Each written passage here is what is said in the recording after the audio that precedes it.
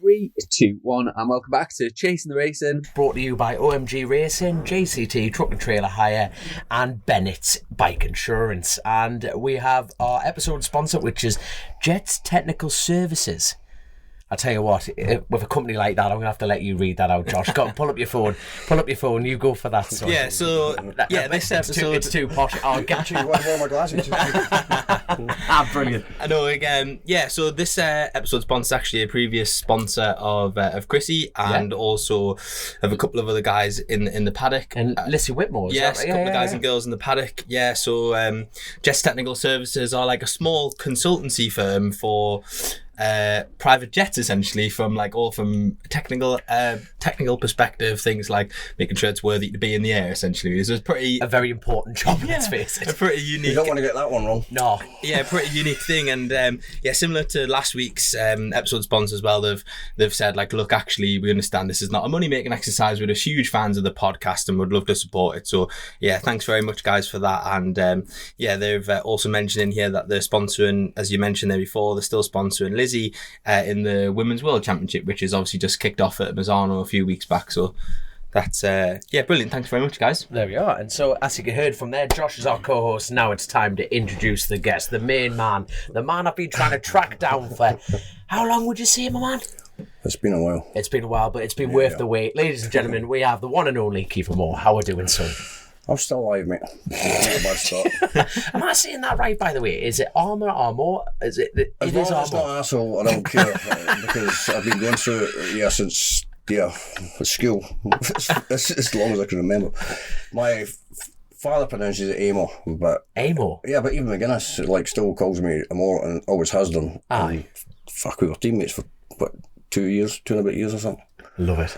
But I tell you what, I tell you what, as far as road race is concerned, you are the grit, the grind, you are the man. But like you just briefly said, you rode for factory Honda. So putting that context for our listeners, you're not a mug on a motorcycle, are you shite? Very humble. You can already hear by the exhale on this side of things. Yeah. I had a few decent moments. I mean, I was lucky enough across my career to kind of start where I did and just kind of lucked my way into it, really. I tell you what, I was a bit starstruck because the first time I saw Keith was the last Classic TT, and I was very lucky that I got on the podium. And then I walked into the VIP suite, which is the Mercury Club on the TT, and this is the Manx, obviously, sorry. And I just goes, well, hold on, we've just come off the podium, where's me pint? Kind of thing, joking on. Within 5 minutes, straight down, there you are, son. I went, Keith just give me a pint. This is one of the coolest moments ever. This I understand what it's like when you're sometimes you just need a pint. Yeah, I thought you were just trying to shut them up. It's normally what we do to keep them quiet. Keep the no comment. Oh, fantastic. But I'll tell you what, this is proper old school. We did a catch-up last time. We did a little bit of a catch-up with John McGuinness on that side. Like you say, you've been teammates with him, and I'm really looking forward to hearing your story. And no, because we bumped into each other properly. It was at the TT this year, and we're having a bit of crack. And do I dare say you're a bit of an open book, and that's what I like about you. Is that a fair comment? Or? Yeah, kind of. I just need to be careful what I say. It's all good. Grace will look after you. Don't you worry about that sort of thing. So it'll be grand. No, but what's going to be interesting, we'll talk about it later in the pod, is how you fell out of love with racing, which is a very... Normally we have guests on and it's easy to talk about the positives all the time in racing, but it'll be interesting to see your angle of it. But before we go down why you fell out of love before we go down that rabbit hole, let's talk about how the hell you got into bike racing to begin with. Seriously, from the top, son. Right. Even I don't know this story. I just know you as Factory Honda. I only ended up getting into road racing because I think it was it must have been 2000. And I sat my direct access motorcycle test and passed that. And then a friend of mine, Tommy Drysdale, owns Drysdale Motorcycles in Perth. I just... KTM dealer? Yeah, he's an everything dealer now. Is he one of your clients by any chance, Josh? He's not a Norton dealer, no. No, not dealer. They are just the nod straight away from Josh. I know him. Why do you know him? If you're at the motocross, everybody knows Tommy. Yeah. But I just went up there after I passed my test, and first bike that I bought was an R1. I tell you what, even before we go down the road side of it. Hang on a minute, you kind of gloss over that. No, you can't. Your first bike was an R1. My first road bike. I mean, I came from motocross like back in the day. I mean, Hold on, I was told that you could pedal a motocross bike. Now, come on. We're going to drive this out of him, this humbleness. I used to be able to, yeah. I'm old and fucked now, man. It's just, yeah. It's, don't get me wrong, I mean, I still love riding dirt bikes. I mean, when I retired the first time at the end of 2011, after I'd like annihilated that. No, but if went to Cyprus and I had an enduro business out there. I had like 15 CRF 250s, and it was epic. And I mean epic. I would have stayed there, but unfortunately Ryan Farquhar talked me into going racing again and fucking left now. Yeah. He's got a lot to answer for then. he does, by the sounds of it. Oh, like Ryan and I used to be like, yeah, arch rivals. I mean, eternal enemies. It was, yeah, there was no love lost between Ryan and I. So how did it, so going from that to him talking you back into racing, where well, he'd retired as well. I mean, I think it was, yeah, Christmas 2013, and I was drunk and he was drunk. It was Christmas Eve or whatever it was, and he's just sent me a message saying, "You want to start racing again?" I replied back to him thinking he was full of shit. I was like, "Yeah, I'll do it if you do it." And he went right in. Oh yeah, like a week later, well, just after New Year, he's right on my case going. So I ended up racing for Ryan in 2014. Bloody hell. Bizarre. Yeah, I was going to say. I mean, going from like almost fighting and like, we had a few moments. Yeah, did you? How many times did you question if he gave you the shit bike or not? Well, to be fair, when I went the first time I raced it, first time when I raced the first time, Northwest 200, and I think Lee Johnson kind of took me off the track at the first corner. Not the first corner, the hairpin. The hairpin, yeah, whatever. And I ended up on the curb, as did Lee. I remember saying to Lee before we started the race, I was like, dude, whatever you do, just fucking relax. First lap. Next minute I'm on the pavement. Fucking cheers, man. But to be fair, Ryan's bike was fast, eh? Yeah. And I ended up towing Lee round, and then it was like we came up through the field until I think I was and second, and Lee was right behind me, and unfortunately my bike expired, but I towed Lee right up to the podium. And then Lee ended up winning the race after running me off the track. Was that in the 600 or the twins? No, the twins. That was in the twins. Yeah, that was in the twins. Yeah. I tell you what, I think like we're gonna have to put a pin in this because there's loads I want to ask about, like the Farquhar days and everything, and like the build up to this. There's like I thought this would be easy. I'm not going to lie. This is great. I know a little bit about you, and I want to talk about like the motocross days and like you fell in love. But let's talk about when you were 19 and you buggered off to Africa. Is that right? Yeah, I was 19. Yeah, I was 1991, and I think 1990 I won the Scottish Motocross Championship. So hold on, we're going from I could all right pedal a bike to Scottish champion. Hold on, let's talk.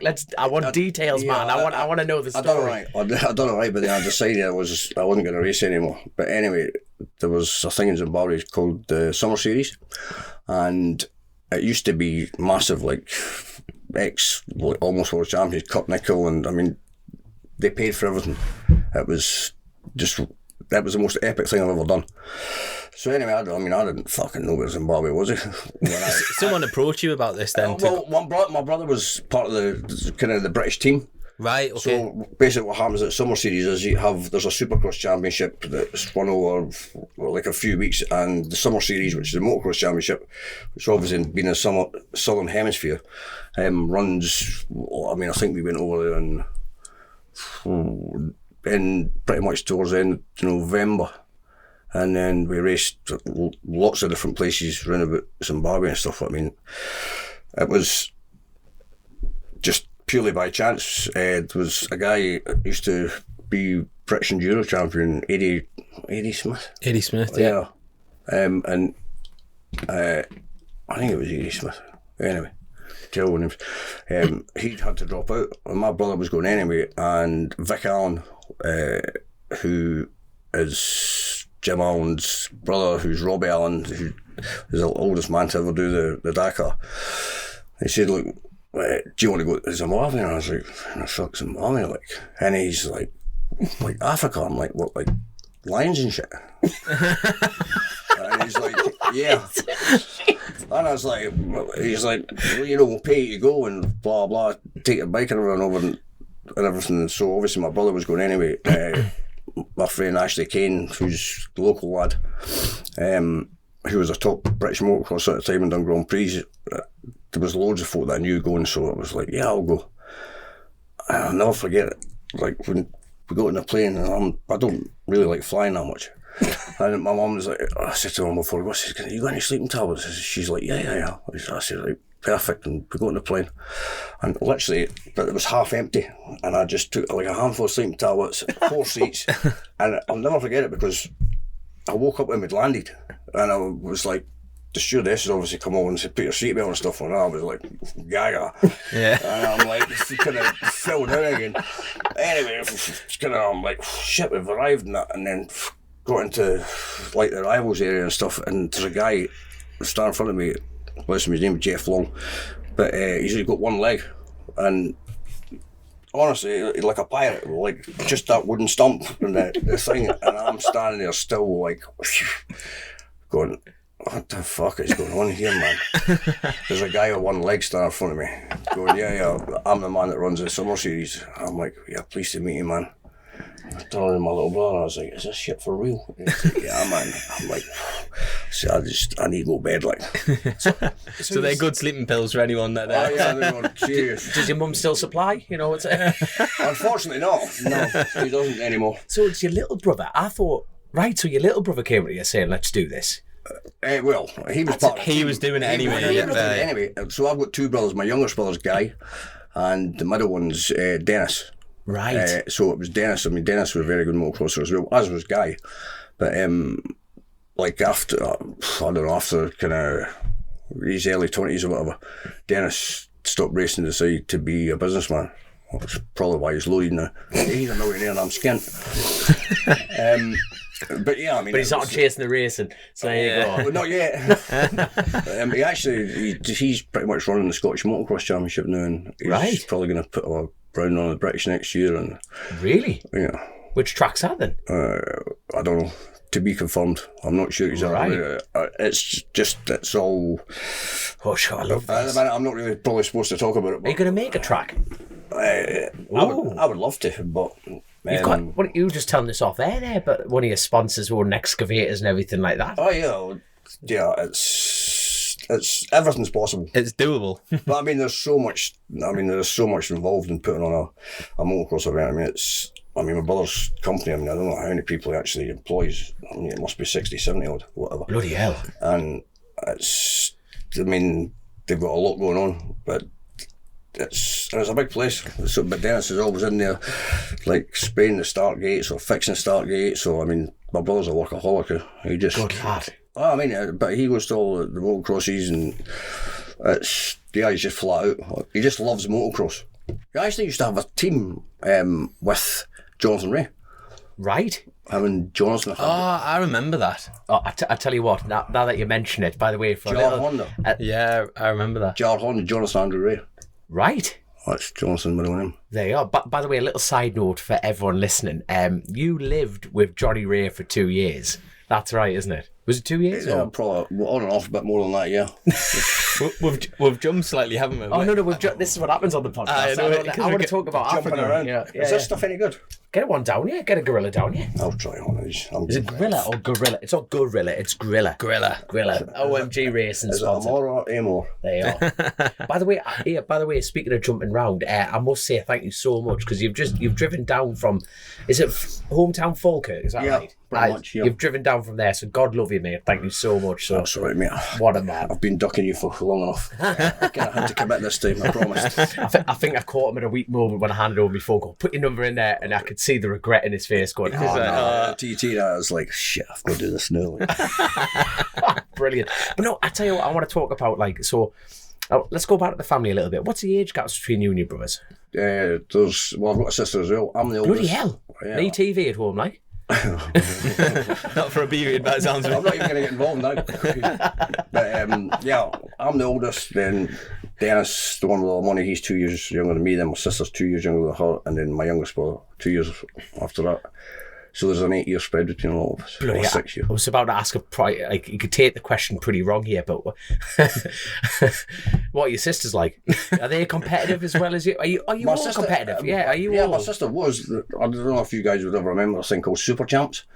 It was, probably before your time, but there used to be, it was Scotland, England, Ireland and Wales, and it was proper televised like thing, and they used to race motocross, like buggies, dune buggies, I think I've seen YouTube videos of this. It was, it was Right. full on. But when was I been doing that? I was 15, I think. Yeah, it's a long time ago. Fucking real long time ago.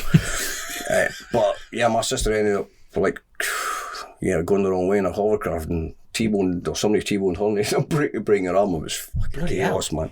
But yeah, no, to answer your question, So- whole family's pretty competitive, yeah. Did you how did you grow up? Did you grow up on a farm or anything like that? I'm trying to think. Almost.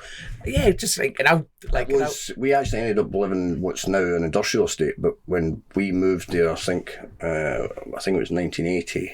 Yeah, it would have been 1980. I mean, I was 8, and it was just been sold to the Stirling Council, and it was an ex-MOD base. Right. And there used to be a big torpedo factory there, and it was fucking amazing growing up there. Like, Really? Oh, unbelievable. I mean, when we first moved there, I mean, I think it was only maybe 3 businesses on the entire estate, and I mean, I don't know, the estate was, well, to drive to the bottom, it was maybe, to drive around a minute, probably 2 and a bit miles. Bloody hell. Oh, but I mean, there was just all these, you can imagine, like, all these bunkers, just in fields with bunkers everywhere, and where they used to keep all the munitions and everything else. And like when we grew up there, I mean, yeah, I'm not going to go too far. But I mean, you had a lot of fun. That's weird. That's I mean, I was every kid's driving when I was fucking 8 years old. I mean, I've actually got a picture of me, and the house that we ended up living in was the Admiral's house, but it was pretty. But it was fucked. I mean, we had 3. Don't get me wrong, it was 3 stories. It's an Admiral's house. Doesn't matter what the condition is. It's an Admiral's house. It's actually called Throsk House, but we lived in a caravan for, I don't know, 2.5 years, maybe 3 years, rebuilding the place. I've actually got a picture of me actually inside the living room and driving the ICB.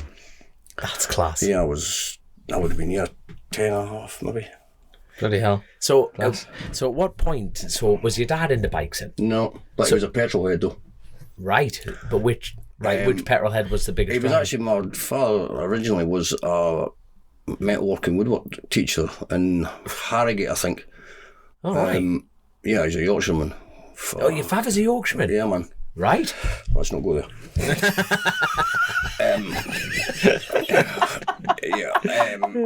I don't know how he met my mother. I've got no fucking clue how that happened. But yeah, because I mean, my mother's from 5 minutes down the road from where we live now. But anyway, he used to run a go-kart school. Right. Because back then you could, my dad was fucking nuts. I mean, I could tell you some stories. I mean, he'd probably end up getting put in jail for like child abuse or whatever. I know, like, let's say, I mean, like, he used to tour us around the estate. Like, if there was like this much fucking snow had fallen, he'd just get the car, hook 3 of us up on sledges, with like, I don't know, 20, 30 feet of like cable, and just drive around the estate. But I mean, and I mean, it got to the point where there wasn't enough snow, and it was just like buffing right through the bottom of the sledge and screaming at him, I'd stop that and just keep going in, and then be like, oh, there's one missing. Honestly, this is the time before political correctness and insurance. Way before, but there was a PC going on. Like, wait, how many kids have you got? 2. You've got 2 kids, Yeah. both sons, is that right? No, a son who's 12 and a daughter who will be 10 in November. Do you wish they had an upbringing like that, though? No. Really? No. Right? How the fuck we all survived that? Seriously. I mean, when I say it was, but don't get me wrong, I wouldn't have changed like 1 minute of it. But No. I mean, eventually, mum and dad, they had their own business and everything else, so and we had motorbikes, and The only time my dad really got really sad with me was we had this Massey Ferguson tractor which had a forks in the back of it, forklift. Anyway, my mum and dad had buggered off, and how old have I been? Maybe 13 or 14 or whatever. And I had myself and my next brother, Dennis, in the tractor with me, and I went and picked up one of the, those big bells. Yeah. And I picked up one of them, and I figured out how to, and you can steer it with your feet, obviously, with the brakes. And I'm coming up this hill, and Dennis is like standing up out, like, to see me. We're going, he's going right a bit, left it. And fucking mum and dad came back, and they just saw me wheeling the tractor up over the top of this fucking hill. Wow, he went mad.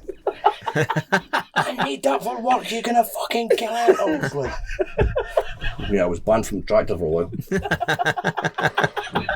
I know, we had some fucking amazing times growing up. Like, it sounds... It was, I mean, but we had a motocross track out. You could ride bikes at home and that's all I used to. I mean, I didn't really go to school. I mean, after I was 14, I was just like, fucking school's not for me.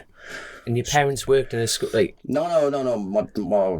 My mum and father, this was way like, my dad had been a school teacher for fucking 20 years before that. Yeah, no, just mad that you left school, I'm thinking like... I wanted nothing to do with school, and school wanted nothing to do with me. Fair enough. I just, as far as I was concerned, it was time that I was not getting on my bike, so... Yeah. I think that's not quite a common... maybe not now, but certainly like a few years before us starting racing, if you know what I mean. That was probably a common thing, I think. That a lot of people find racing, find our type of sport through like almost just like sticking two fingers up to a bit of authority, isn't it? Like it's quite a common thing, isn't it? I've never been able to conform just from day dot. I mean, even my grandfather said to my mum one day, you should have called him Damien. I wasn't saying that about your grandson. That's just wrong, eh?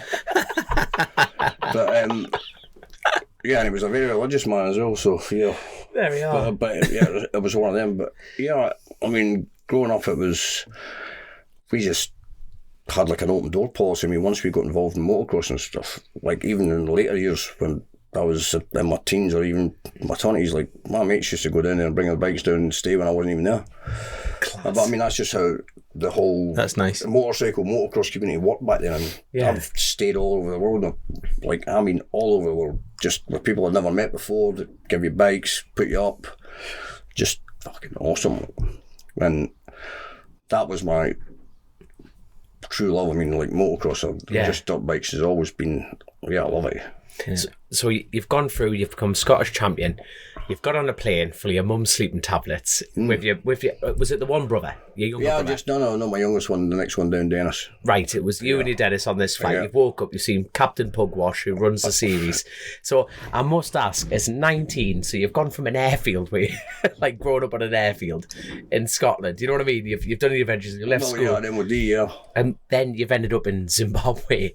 Oh, Africa. It was just, when I say it was surreal, I mean, it's just, but again, it's just, you look into some things in life and that's what happened. And I mean, it was, the next 10 years after that, like on and off, was just an unbelievable adventure. You spent 10 years in on and off, yeah, different places between Zimbabwe. I spent probably nearly a year or 18 months in South Africa, mainly Johannesburg. I spent 3.5 years in a place called Cahora Bassa in Mozambique, and helped somebody start a business, which was just, we need about 3 podcasts just to go through that. We've got time, don't worry. Let's go for it. We'll never get you again, Keith. It was hard enough to get you here the first time, so let's just keep going. No, you might just need to come to me next time. We will. It just was, I mean, when I first went into Mozambique with my girlfriend at the time, uncle, he's like, come with me, blah, blah. And my dad's an engineer.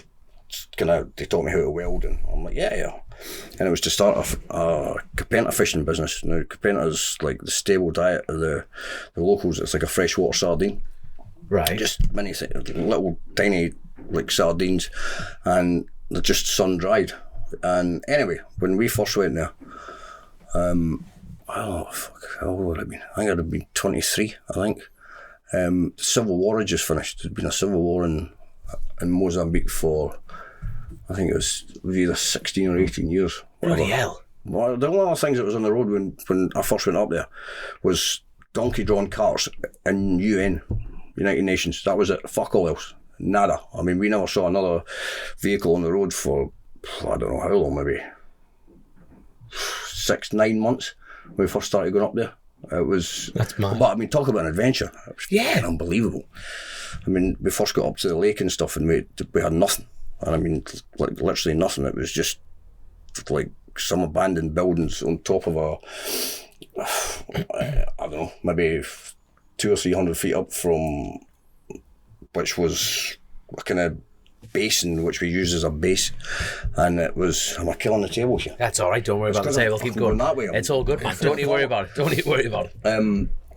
Yeah, I mean, it was surreal because, I mean, we took a little bass glider, which is like an 18-foot boat with like a 40 horse Yamaha motor or something on the back of it, and it was like, yeah, well, it's just, and there was fucking nobody else there. Anyway, we were cruising about one day and we come into this bay, and there's all these like kids, or as the locals call them, piccaninnies, which are Right. young, well, yeah, locals. yeah, locals, just kids, indigenous, and they're in these dugouts. And a dugout's basically, as it sounds, it's just a tree that's been dug out, and I mean, they sit about this much out of the water.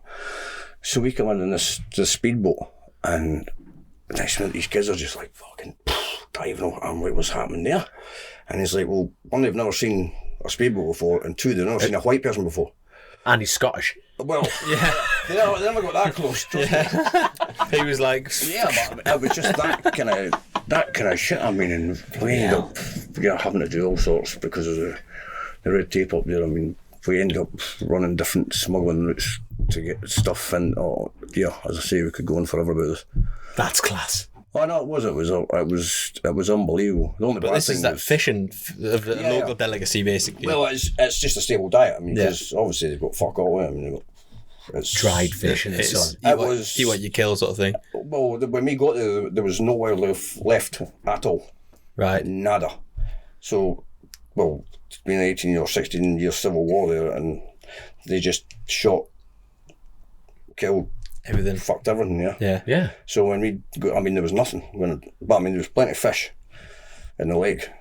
Right. Yeah, which they have these things called tiger fish up there, which are fucking amazing to catch. Like, remember when we went there was nobody on the lake, and the place was just full of them. I mean, it's phenomenal fishing if you're into fishing, like. But yeah, I mean, it's just I ended up here smuggling my motocross bike in there actually. You smuggled it. I know, but I mean, everything's bribery and corruption in Africa. Everything. So Right. we just used to go through like a different border post called Mukambura, and I used to buy these fake watches. And they'd be like, oh, that's for you, and they'd be like, stamp, on you go. Never even used to check nothing. I think it's still quite like that, and not as bad it won't be, Oh but no, it is. I think they're still... It's never going to change. Like. So you say you had your motocross. So were you actually still racing at this point then? No, well, I did race a bit, and then I'd canned it, but I still had my motocross bike, so I was like, fuck it, let's take it up to the lake. And just, it was awesome. Live the like. dream by the sounds of it. Just Well, sounds... What was Does really sound good mega, that, and doesn't it? scary was the guy who I was with, actually, he was actually a commercial pilot to trade for Air Zimbabwe. I mean, he was proper fucking pilot, but the guy thought he had like eagle's bloody. Fucking, we used to go up there in these small planes, these Cherokee 6s and stuff. Fucking hell, man. I can see where your fear of flying's come from. Like, you know, like, Dude, There's not enough sleeping tablets in the world. that's why mum's run out. You know what I mean? I'll tell you how bad it was. Like we had to go up to like a place called Songo, which was up on the dam, and then we had to go Beira, which was somewhere else, for these meetings and stuff. And single engine airplanes, you're not allowed to take off after 6 or 7 o'clock or whatever it is, because once it gets dark, if something goes wrong with it, well, you're fucked. I mean, that's it.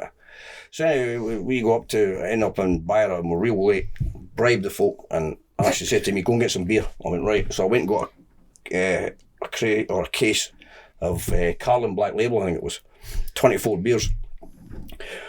They lit the whole airstrip and everything up for us, but it was dark when we took off. Oh, fuck it. And it's like, I don't know, 2.5, 3 hours maybe back to Harare. So we're flying back to Harare, Maine. So we got up and fucking cracks a beer and blah, blah, blah. Fucking, yeah, I smoke five, fucking great.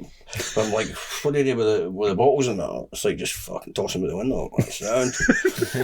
And it's like, yeah, blah, blah. It's like, I've drank too many beers. Like, he's like, well, you're just going to peanut bottles over the window, eh? I was like, you're the boss. And he's like, you want a shot of flying and stuff? Mega. Stop, like, I'll fucking do this. I've been doing that negative G thing, so you know, go over it, and then you're like all weightless and stuff. I'm watching these, so we're having a competition to see who could just hover the beer off the top of the instrument cluster. And I was like, ew. But then I go, we're getting more and more drunk here. Fucking, anyway, up with this lady, she's like fucking doing all sorts. It's pitch black, by the way. I mean, pitch black. And then he's like, but his party trick was watch this, sat off like a beer on there. And I was like, whoa, barrel roll, and the thing just never moved, obviously, because the centrifugal force just sticks it there. And I'm like, I've got to beat this. I'm like, oh, fucked up instruments, man. Next minute, one of the gyros stopped working and stuff. And I'm like, is that bad? He's like, well, we kind of need it, like. I'm like, fuck. Anyway, bang, bang, bang, got working again. So we've been probably flying for about, I don't know, 20 minutes. No, a bit more than that. Maybe an hour and 40 minutes. And I said to him, I said, what happens if, like, the engine? He says, well, I mean, 11,500 feet, the mountains will go over and stuff. He said, we're fucked. I'm like, all right, another beer. Like, yeah. And then, I don't know, 10, 15 minutes later, but my heart just sank, eh? I'm just like, we're fucked. Yeah. We're dead, eh? And I just like, he just went pure white, and I just turned and looked at him, like, and he looked back at me, and I'll never forget looking, he's like, fucking good. It's got tanks on the wingtip, you know. Oh, right on the yeah, inside, so, yeah. But you've got to pump them back in the middle tank for it to go. Cool as you fucking like, just you're like, oh. Fuck. And then I'm sitting, I'm still in fucking shock, I think we're going to die, and it's like, meh, again. Done it to me twice. Fucking twice. In the same night? The same flight, like, fucking twice. Oh, but see, by the time we got to Harare, Maine, oh, we were fucking hammered. And I mean, I gave customs, there was like 6 beers left. I handed the customs guy over here, you could take these, piss the one up. And the immigration officer wasn't there. And actually, who has got zero patience. And yeah, anyway. He's like, right, we'll leave our passports with the guy for customs, and then we'll come back in the morning. Oh yeah, fuck, I nearly got deported there, and it was a full on, we came back, you entered the country illegally, and they were like going to put Ashley in jail, and then fucking they were going to deport me, and it was a huge hoo-ha. But luckily, like, my girlfriend's old man, loaded, heavy connected, lawyers, and we fucking got it all sorted out, and dude, I was like, that's me, I'm fucked. Yeah. I'm getting shipped out of here, like, I'm done. So how many years were you over there for? In total, about 10 years. About 10 years, yeah. And then, class. And when did? So you've come back, I'm assuming, to Scotland at some point. I got malaria. Are you kidding? No, I got malaria, and it turned out to be tick bite fever. And actually, I thought it had been sorted out when I was in hospital in Harare, but then I came back, or I was there for a bit, and I was yeah. I mean, I lost 1.5 stone in like a week. Bloody hell. I know, yeah, not well. That malaria is not fun, like, at all. Good for weight loss, but other than that, it's not fun. Good for bike racing at a specific time, but well, it's just the recovery period. I mean, even when I was whatever age I was, my mid-20s, yeah, I mean, it took me months before. Really? Oh yeah. It's a proper serious. It's no joke, is it? Malaria's, I think, the biggest killer in Africa still to this day. I mean, it's. So you got diagnosed out there, and then like at home. I got treated for it and stuff. Yeah. And then I flew back home to my mate Marcus, who's STS Tyres. Yes, you were saying that. Yeah. Marcus he worked at Elstree Aerodrome in North London, and I said to him, right, I'm coming back and stuff, and he's like, right, blah blah blah. I said, I'll pick you up from Heathrow, and he picked me up, and I was like, I just felt fucking terrible, man, and the bottom of my legs were starting to get really sore, and I'm like, and I had like a rash, but it was just above my ankles, and I'm like, anyway, we go back to the aerodrome, and I don't know, he was doing all the groundwork and stuff, and we're like cutting around in a dump truck, and I'm like, my legs are getting sore, and I pulled my jeans up, and the rash had been up to like my knees, and I was like, dude, I don't feel well, like, and he's like, I said, I think I better go and see a doctor. And he's like, I've not got a doctor. I says, well, we need to do something. And he's like, you're that bad? I went, and he knows me. I mean, I don't go to the hospital unless it's an ambulance. No. I just don't go. No. And but I mean, I was getting worried, and I'm like, yeah, getting weaker and weaker. So we went to some surgery somewhere, and Marcus went to speak to the front desk, and then the doctor came up to one look at me and went, you need to take him straight to A&E such and such hospital for infectious disease. So we go in, get wheeled in, blah blah blah. Next minute we're in a room and stuff, and where do you come from? I'm like, Africa. Aye, that was red flag straight up. Quarantined, eh? Really? Oh yeah, real bad. And then so they said to Marcus, they're like, right, you need to stay. And he ran out of the hospital. He went, I can't, I'll lose my job. And he ran away, through the hospital and fucking gone, eh? Class. Next one, I was, just to put me on a quinine drip for I don't know how long. I mean, it was fucking horrendous, man. Hallucinating and just, I wanted to die. I actually got to a point where I was just like, you know what?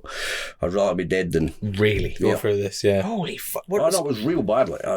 Like, So what year would that have been? God, remember that. When I come back. What year would that have been? The first time, probably 96, 97. So, right, to put that in context, you wouldn't even had like a mobile phone to ring you, like to ring home or anything like that. That's what I mean. It's so you've flown back in. You know what I mean? What were your family thinking at this point, or they hadn't heard from you, or you know what? You're on a trip that was in part of the London. course for me. I mean, I just used to go missing in action for months and months and months at a time anyway, and not contact anybody. I was just on my own mission in life. That's mint. But it was, I mean, that wasn't enjoyable. It took me a long time to go over that. So you went over to Africa to go racing bikes. You know, that came, and then you went on this hellish adventure. You know, you come back with tropical disease. You did the trip right. You know what I mean? Oh, yeah, I mean, I've done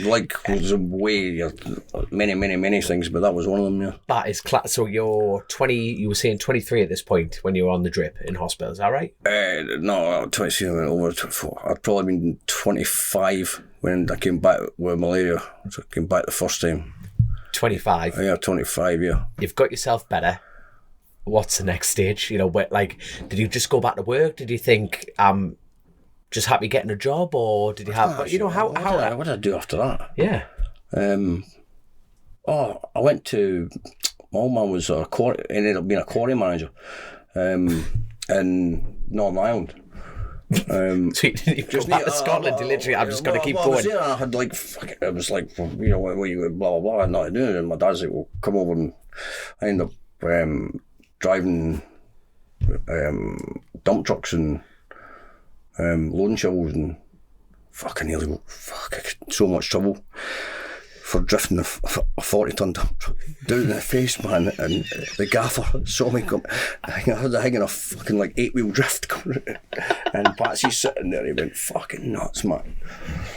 But anyway, you know, it was good. It was good. It was an adventure.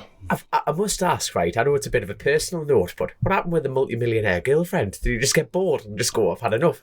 She didn't want malaria? She didn't want malaria. No, it's not sexually transmitted, trust me. You've got to get bitten by a mosquito. She might have caught other things, but she wouldn't have got malaria. So you come back, you've got better, you've gone to Northern Ireland, and I'm assuming this is where there's some sort of the love for motorcycles is there, but now some bikes have got to come into it. So you didn't even have a bike license at this point, because you kind of opened this up with, I went and got a bike license, and then you got but it was 2000 when I actually went, and I just decided to go and sit my test, and went and bought an R1. But before we go down the R1 route, I must ask, so you've gone to Ireland, you've done the dump truck, so let's talk about the next stage of that. I actually want to go through, this is your life, man. What did I do after that? I actually ended up, my mum was living in North Berwick, and... All right, aye. You know who Billy Mackenzie is? Yeah. You know, like, Not personally. Yeah, That was a bit of a fangirl moment. I've known Billy since he was kind of 13, 14, but Right? I ended up going out with the Duke of Hamilton's daughter, Lady Eleanor Douglas Hamilton, for... You must have some chart. Like, you know what I mean? I love it. I don't know, like a few years anyway. But her youngest brother, Lord John Douglas Hamilton, he actually runs the Scottish Championship with my brother now. But Right. they lived on Archerfield Estate, just outside North Berwick, and you're just fucking proper, like pad and access to a bulldozer. So I mean, we had like a full-blown Grand Prix circuit, a supercross track and a flat track, and this, he went into so much trouble right enough because we just went off with a bulldozer one day and started carving different trees to me. The estate came along and saw what he'd done anyway, and Matt, you know, they were not best pleased. But I know it was epic, and that's when I first kind of met Billy, and I ended up getting back in the motocross, but it must have been like 98, it was 98. Yeah. And then, just fell back in love with motocross and just started. Yeah, just like Stuart Flocker, and like just, I mean, we met so many like international people just used to come because I mean it was like a hub. Yeah. But I mean it was on our doorstep, so I mean we were down there pretty much every single day. Like, Motorsport doesn't have that now. no, Does it? Not like in which is damn unfortunate. You know what I mean? Like, Not in this country anyway, but nah, definitely not in this country. maybe. yeah, I mean that was like that kind of just well, Johnny's place. I mean Archerfield Estate. I mean it's now a fucking golf course. I mean it sold for fucking millions and millions and millions, but I mean for quite a few years it was just Your training our ground. hobby. I mean we just used to. It was unbelievable. I mean we had access to everything, and it was just, you know, it wasn't even what we're going to do today. It was like, we'll see you at the motocross. But I mean, there was a whole group of us. I mean, we ended up training together. We used to play five-a-side football 3 or 4 times a week, just training. I mean, it was epic. Yeah. Just, do you know what I mean? We used to go to Edinburgh and go, like, occasionally go out. But we were just together all the time, and it was good times, like, really good. That's absolutely, that is the Sounds dream, like a that, isn't dream, it? You know what I mean? Yeah, I mean, to say that we were fortunate, just with, you know, the group of people that came together, just how it all happened. Then I actually ended up going car racing. I raced cars for a wee while. So before bikes, cars. We do motocross. Bikes, Yeah, after motocross. Yeah, I ended up just racing the Ford Fiesta XR2 Challenger, and we built a car and then just went down a few races. I mean, I've raced go-karts, I've raced all sorts. Anything with an engine, I'll race it. Like. Yeah, but the car scene, let's talk about that a little then. Yeah, I'm full of pretentious pricks. Yeah, just... Oh, that's class. It is so. But I mean, they're so different to, like, the motorcycle fraternity, because, one, they all come from money. Yes. And two, they've just got a distinct lack of respect for anybody that's not... A car driver. Exactly. But don't get me wrong, I mean, I've got quite a few friends that are racing car drivers, and I mean, their sounds a pound, but across the board as a whole, Yeah. wankers. Amen to that. So, you've done the car scene. How long were you in the car scene for? No, just doing the odd, yeah, just like I done, I don't know, A few rounds or something. races, yeah, just it was one of them, and then I just decided not to go. So was that around was that tarmac racing? In the car? Yeah, no kill. All right. So at this point, have you done a tarmac track day on a motorcycle at this point? I don't think track days a thing then for bikes. Cars, yes, but not bikes. Yeah. Well, I wasn't into bikes. I used to think that road races were just a bunch of gay sex leather queens, and honestly, That's class. There's the title of the pod, Grace. Straight in there. I love it. Oh, don't I'll be getting hate. Well, no. But the thing is, you change your. Well, you had to change your heart. But anyway, it was one of them. It's just I'd had no interest in going bike racing. Yeah. There's actually a friend of mine who's a real good motocrosser, Scottish champion as well, a guy called Richard Devine. Now that's a name, isn't it? Well, Devine. But Devine Motorcycles in Glasgow, that's his uncle, that owns Divines. Josh has got to start writing these down for work. You know, there's a Divine motorcycles there. I'll be going up there next. Happy days. But Richard, he actually went from motocross to road racing. But I mean, he went in there like when Jim Moody and all the who's who in the zoo from Scotland, when Scotland had a lot of top talented road racers. Duffus and that whole squad. But I mean, he done all right and stuff. But I mean, he didn't. He probably started at the worst possible time he could have started with the competition. But I mean, I was never interested in it. It just never appealed to me. But the reason I actually went and ended up sitting my test was because a friend of mine had I think it was a ZX9R.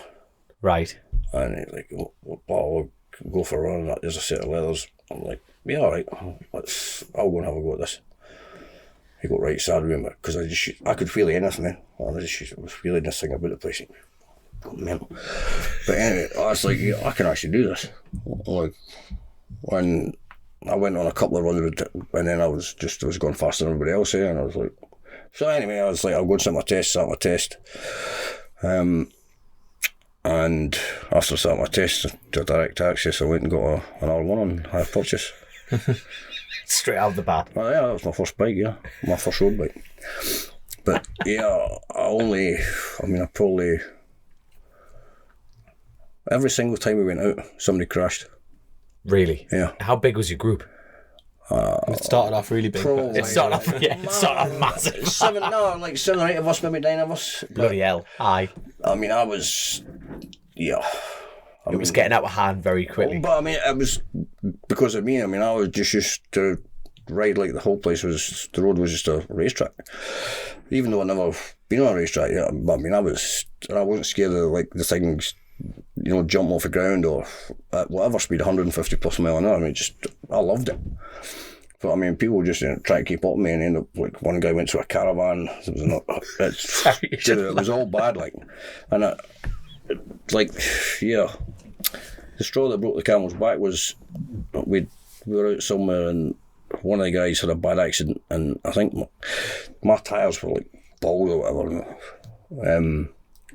I think I'd only taxed this thing for 6 months and taxes ran it, something like that, like just. And the boys are like, you better get out of here before the cops come. I'm like, yeah. I'm going back home and it was this guy called Wallace, Big Wallace, literally doing like, I don't know, 40 mile an hour down this kind of country back road. I wasn't even paying attention. Bright sunny day. Come around this left-hander and there was horse shit in the road. I lost the front. And I was like, I'm doing like 40 mile an hour. But thankfully then the back wheel hit it. And so hit the shit. And then it flicked me up. And I'll never forget, it was like this young girl in a Ford Fiesta and her eyes looked about that big. I mean, because she was literally like going at you. But I mean, she was on the brakes and I was like literally landed and then just was looking at her and she just missed me and I was like, no, I'm done. Really? Yeah. I was like, that's me. I'm fucking over it. I said, I'm not going back into a road bike again. But I bought it in a hire purchase. Ah, right. So it's still on the books. You still had to pay it. There's nothing I could do. I mean, I was still paying for the bike and I was sitting in the shed doing. And anyway, this guy Wallace then was like, "Oh, I want to start racing. You start racing with me." I was like, "No chance. I'm not interested." But he badgered the life out of me for months, and I mean months. And it was just, and he was a friend of the family, and I mean, he had a lot of hardship in his life and everything else. And Mum's like, just. I'm like, all right then. And myself and Marcus, my mate from STS, he had a P100 pickup at the time. So we put an exhaust on the bike, got a fiberglass fairing from somewhere, put a set of brake pads in, I think, and went up to Knockhill. No tyre warmers, nada. Straight in. Yeah, and it was like a kind of pre-whatever it was season kind of track day and stuff, and just literally wheeled this thing off the back. And Marcus was with a stopwatch and I'm just going round. When I came back, I said, "This time I get on," he's like, "Well, you're going as fast as any of these fuckers, like." I was like, "What?" He said, "I'm serious." He's like, "You're just..." And then, yeah, got my licence and started racing, and The guy that begged me to start racing Wallace didn't even start racing. Never. Fucking sweet. Honestly, Because you've gone that quick, you're sickened him. No, but he didn't even make an attempt. Right? He just once you started, he was over it, sort of thing. Oh, that was it. It was just like, all right. I said, I've done my bit. I'm off. Yeah. But anyway, that was the kind of the start of it, and then we went to Knock Hill for the first round, but there was no qualifying back then. What? Club racing, or did you just? Well, it was a Scottish Championship, the biggest. Right. 1000cc class was the biggest class up there. I mean, that was, So you straight in racing. I was straight in with the orange, Orange bib, no warmers, no nothing. But no, by the time we went racing, I bet you did. Yeah, no, we had. But I mean, as I say, there was no qualifying at the time, and I think you pretty much started from your championship position from the year before. Yes. So it was 10-lap races, and I think I started. It was either 27th or 28th. And the first race I finished 8th. The second one I finished 7th, and then back up the next round, and I got 2 third places, and then we went to East Fortune. For the next round, which at the time was like a motocross track that had been tarred.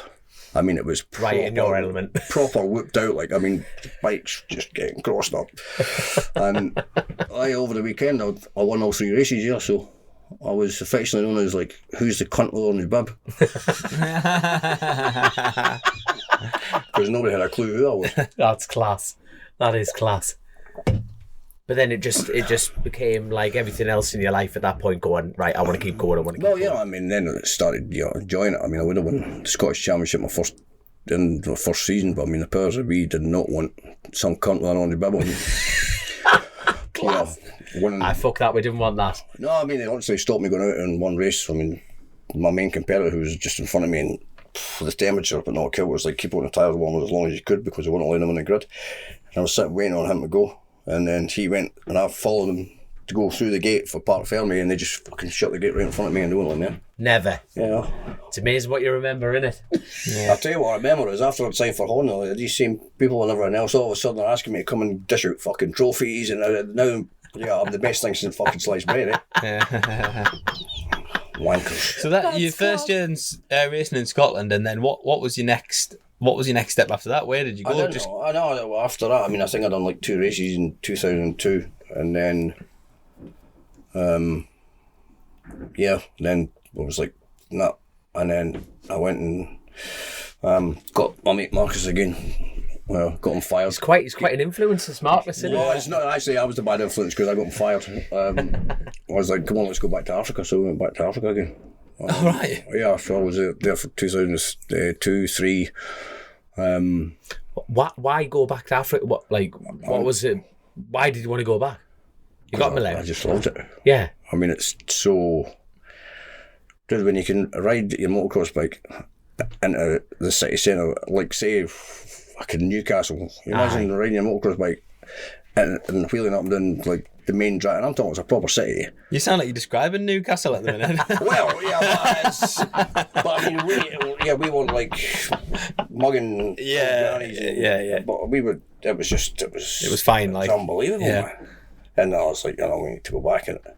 But it started deteriorating. I mean, from when we first went over the 91 and stuff, I mean, it started going downhill and getting worse and worse. But I mean, even so, I mean, I still loved it. I mean, it's lawless. Yes. It's just, but I mean, it actually eventually got to the point that I still actually think I might still own it, a gold claim, a place called Chennai, like a gold mine.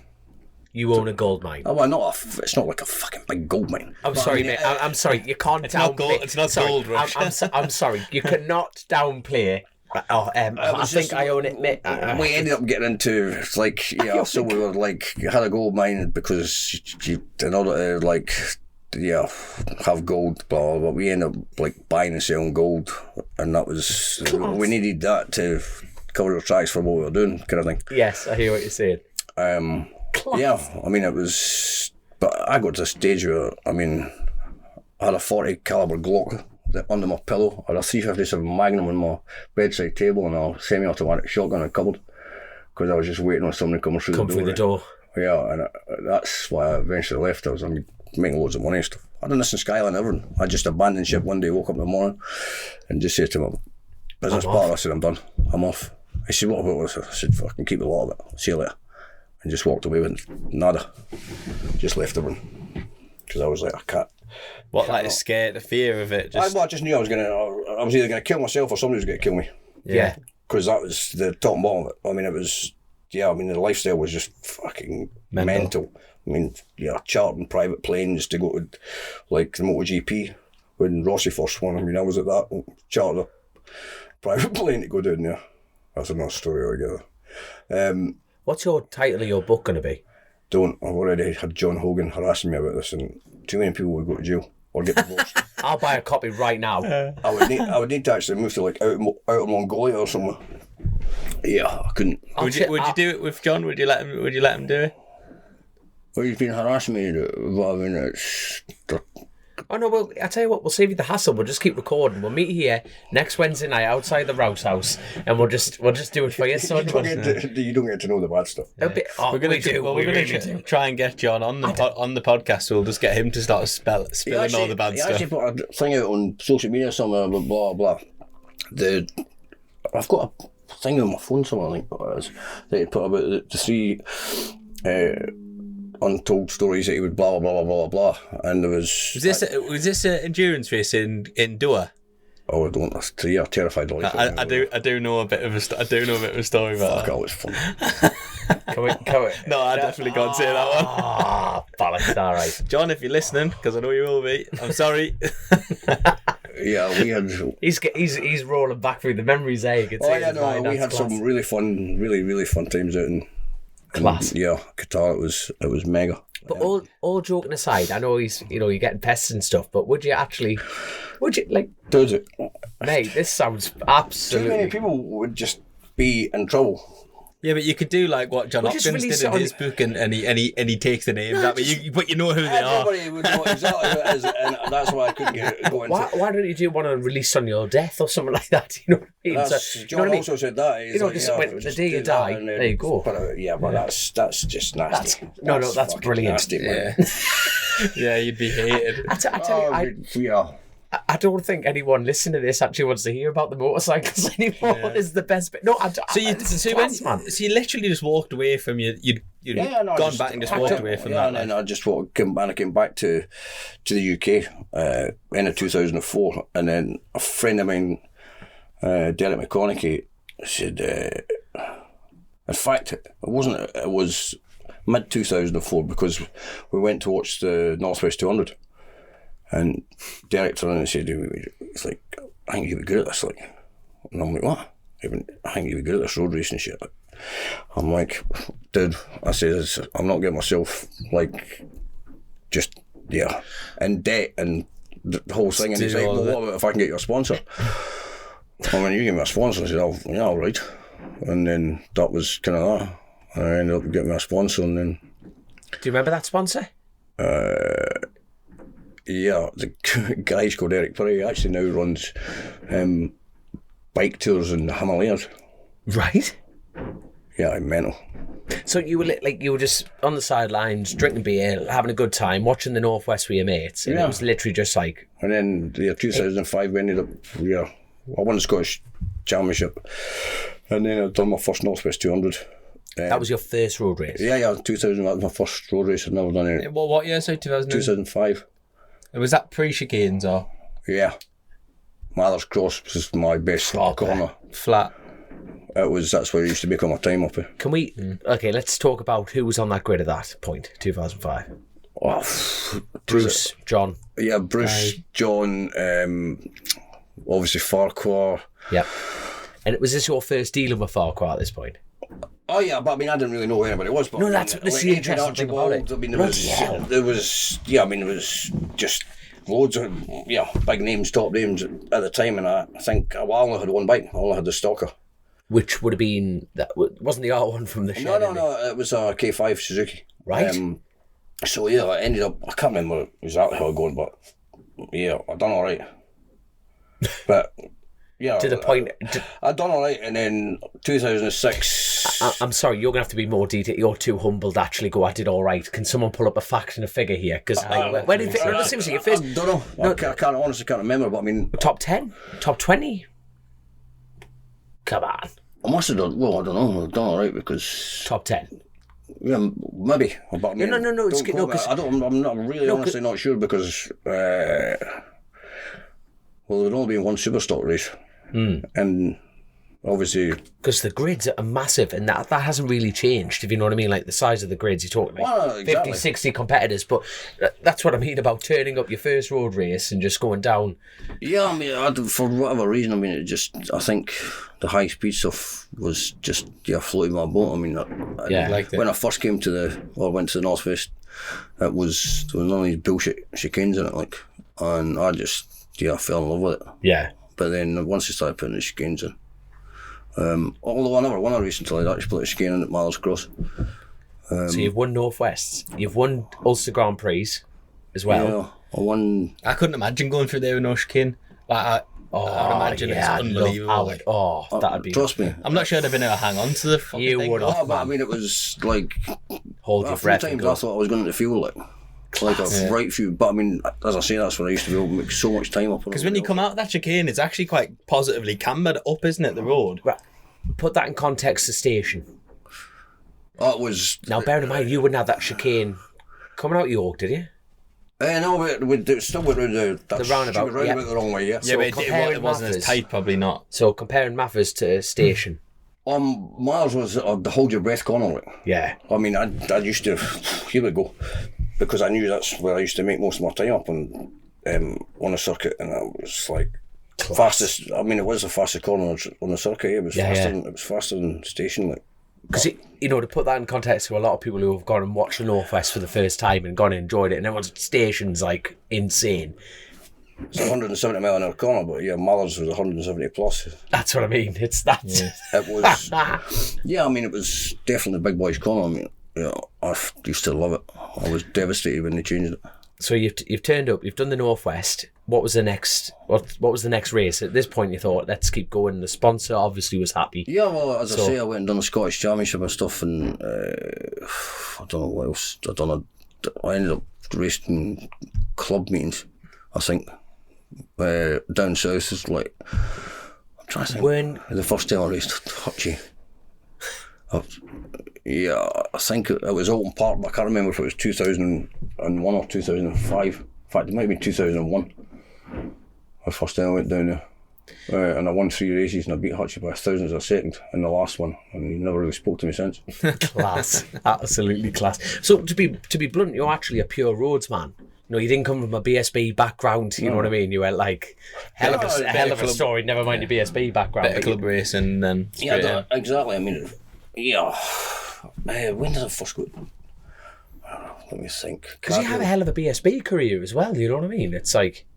Well, I mean, I only had ever done like BSBs because I could never really, like, once I started doing alright racing on the roads, I just struggled to engage. That was kind of fun, but I mean, it wasn't intense enough. Yeah. Do you know what I mean? It's the intensity of like Miles Cross or whatever. I mean, it gets your attention. Yes, and, you go as much as, I mean, I cut my teeth at Knockhill. I mean, so you go from, Knockhill to the Northwest is a bit of a difference, isn't it? Exactly. I mean, when people I used to race with, one guy, Bruce Bonney and stuff, I mean, I used to call him Velcro, because I mean, he was just... He's still racing. Yeah. Well, he's a boy, him, mind. He's a hell of a boy, him. BMW man. Brilliant. He could pedal a bike, him, like. But I mean, he just, like, round Knockhill, he literally would just be stuck to me, because he was like, well, if he can go around and go that fast, blah, blah, if he can break there, blah, blah, and he was just, I mean, I don't think he actually ever beat me, but he was stuck to me. Then we went to the Northwest, 2006 maybe, and I think I was quite kind of on the pace, and he tried to go in the back of Anstey, and it all went wrong. Like, he went over a roundabout, and but the difference between like how fast I was going and the guys I was racing against in Scotland, I mean, it would be like 30 or 40 seconds a lap. Yeah, there's a difference. Do you know, but I mean, that was a kind of thing. Well, I think that's why road racing kind of floated my boat so much, because it was all about the danger and the high-speed corners, and like, if you're committed, you can make a difference. But I mean, I was fucking old when I started racing. I mean, I was what? Well, it was when I went to TT, 35. Right. And I mean, first day I went to TT in 2007. Was that your first TT, 2007? Fucking hell. So it's not long ago. No, I know. I was what- trying to get the timeline in my head of thinking when I think my first memory of you like would have been probably on a HM Plant Honda, maybe a little bit before That that. was 2010, yeah. Yeah, maybe a bit before that. The most one of the most distinctive lids in the game. Scottish flag, blue, white, and like, mate, you can flick through any magazine at any time. Like you'd be shit for a pub quiz. Who's that rider? Keep him up. You know what I mean? It'd be like, oh, give me a hard You've one. basically gone from debut at the Northwest, hardly any real racing, in 2005 to within 5 years riding for Factory Honda. Yeah. Yeah, but it was pure luck because I think, well, Steve Plater decided to try and smash a lap breaker, I think, on the first night of practice at Northwest and threw it up the road at Black Hill. And then I'd actually signed for the official Yamaha team and was going Was that AIM? No, Jimmy Murray, GMF. Right. That's who I remember you riding for. That's the livery I remember seeing. But I didn't actually do a race full of me because we went out pre-season testing and the guy who was going to be my crew chief and everyone else. I mean, I was getting paid 30 grand sign on. Yeah, I mean, it was all good. And we were out staying at Jimmy's house and training out there. I mean, Richard Ray was out there training with me and stuff. But then we went testing in Spain twice, and I just said to Jimmy Money, I said, is he going to be my crew chief and that's that? He's like, yeah. I says, well, I'm not going to waste your time. If I haven't got any confidence in him, there's no point. I said, thanks for everything. I said, and that was us right back to square one. I mean, and I never had anything, there was nothing else. And it was actually my dad that said to me, so what we're going to do? And he's like, you should get one of those BMWs. I went, that's a fucking car, Dad. It's not a motorcycle. And he's like, no, they brought this play with this, the best of $1,000 thing. And I'm like, anyway, I ended up, getting something sorted out. And then with Jackson Racing or whatever it was, and then I think I got done about, I don't know, 11 or 12 laps from Bishop's Court or somewhere before the Northwest. And I stuck it on pole, and then I went out and won the first Superstock race. Beat Ryan. Fucking brilliant. You know what? Because everywhere I'd been previously... Was that BMW's first win around... Yeah. Bloody hell. So, yeah... That's a title, mate, considering what BMW are now, if you know what I mean. It's like, fair play, son. Well, I was actually looking after the top brass of BMW Motorrad, like, global, over at the TT, and the guy who was in charge of the World Superbike team, Mark Bongers, he was actually looking after me at the TT in 2010. He was a technician. Bloody hell. I've got Mark and I go way back. I mean, I've got a great relationship with Marky. That's class. But yeah, and it was it was funny because I was on the grid, I think, for the first Superbike race or the second Superbike race. Did you ride a stocker in the Superbike race or? Yeah, I only had one bike. I had nothing else. So I mean, I was just stalker. And I'm sitting on a grid, and Neil Tutsworth had come up and he's like, hey, would you I'm like, he said, consider maybe riding the HM, and then they started shooing everybody off the grid. I'm like, yeah, but that was it. So I ended up racing the HM Plant bike at TT. What, that year? Yeah, 2010. Yeah, went from Northwest to TT. Bloody hell. How did you cope with that? You know, like at the beginning. So did you ride your stocker at the TT, or did you ride Yeah, no, I did ride my your own stuff? Yeah, but I mean, I can't remember what I had. How did you get around that? Riding a BM in a Honda? Well, you know what I mean? It's well, that was just part. Well, I mean, that's class. Well, that was just what I mean. Neil wanted somebody to come and ride the Honda along with John, and obviously Plater would smash himself to bits. So aye, I was like, yeah, it was just unbelievable, that bike. Right, I was about to say, comparing, apples and apples and oranges, apples and pears or whatever. So the biggest problem I had with it was when we looked at the data between John and I. I mean, I was rushing into corners like way. had these magnesium factory show of forks on, right? Sorry for interrupting. We'll go back. What number were you? 5. Number 5. Carry on. Sorry, magnesium folks. Yeah. But I mean, the feedback you got for these things, it was just insane. I mean, you could feel the confidence I had in the front end, but I come to look at the data and I'm like, well, look, you go in there like, yeah, miles and miles and miles an hour faster than John, but see, by the time you get to the end of the day, John's passed you again and he's, I was trying to ride like a 600, eh? Yeah. I mean, Were you riding a 600 that year as well? yeah, 2010, yeah, I did. Was that the PTR bike? Because I remember there being like a big thing about Johnny being there with you, and I remember seeing him in the overalls and stuff. And yeah, what? I was the Tinkata bike. Yes, sorry, not Jonathan's PTR bike. Yeah, 2008 bike. Yeah, fucking awesome thing. Like. Yeah, and that was what you rode in 2010. That's what. Yeah, when we first got it. Like Jonathan, Ford Ronald. I mean, I had a really good relationship with the Tinkata guys because I spent so much time at World Superbikes. Jonathan.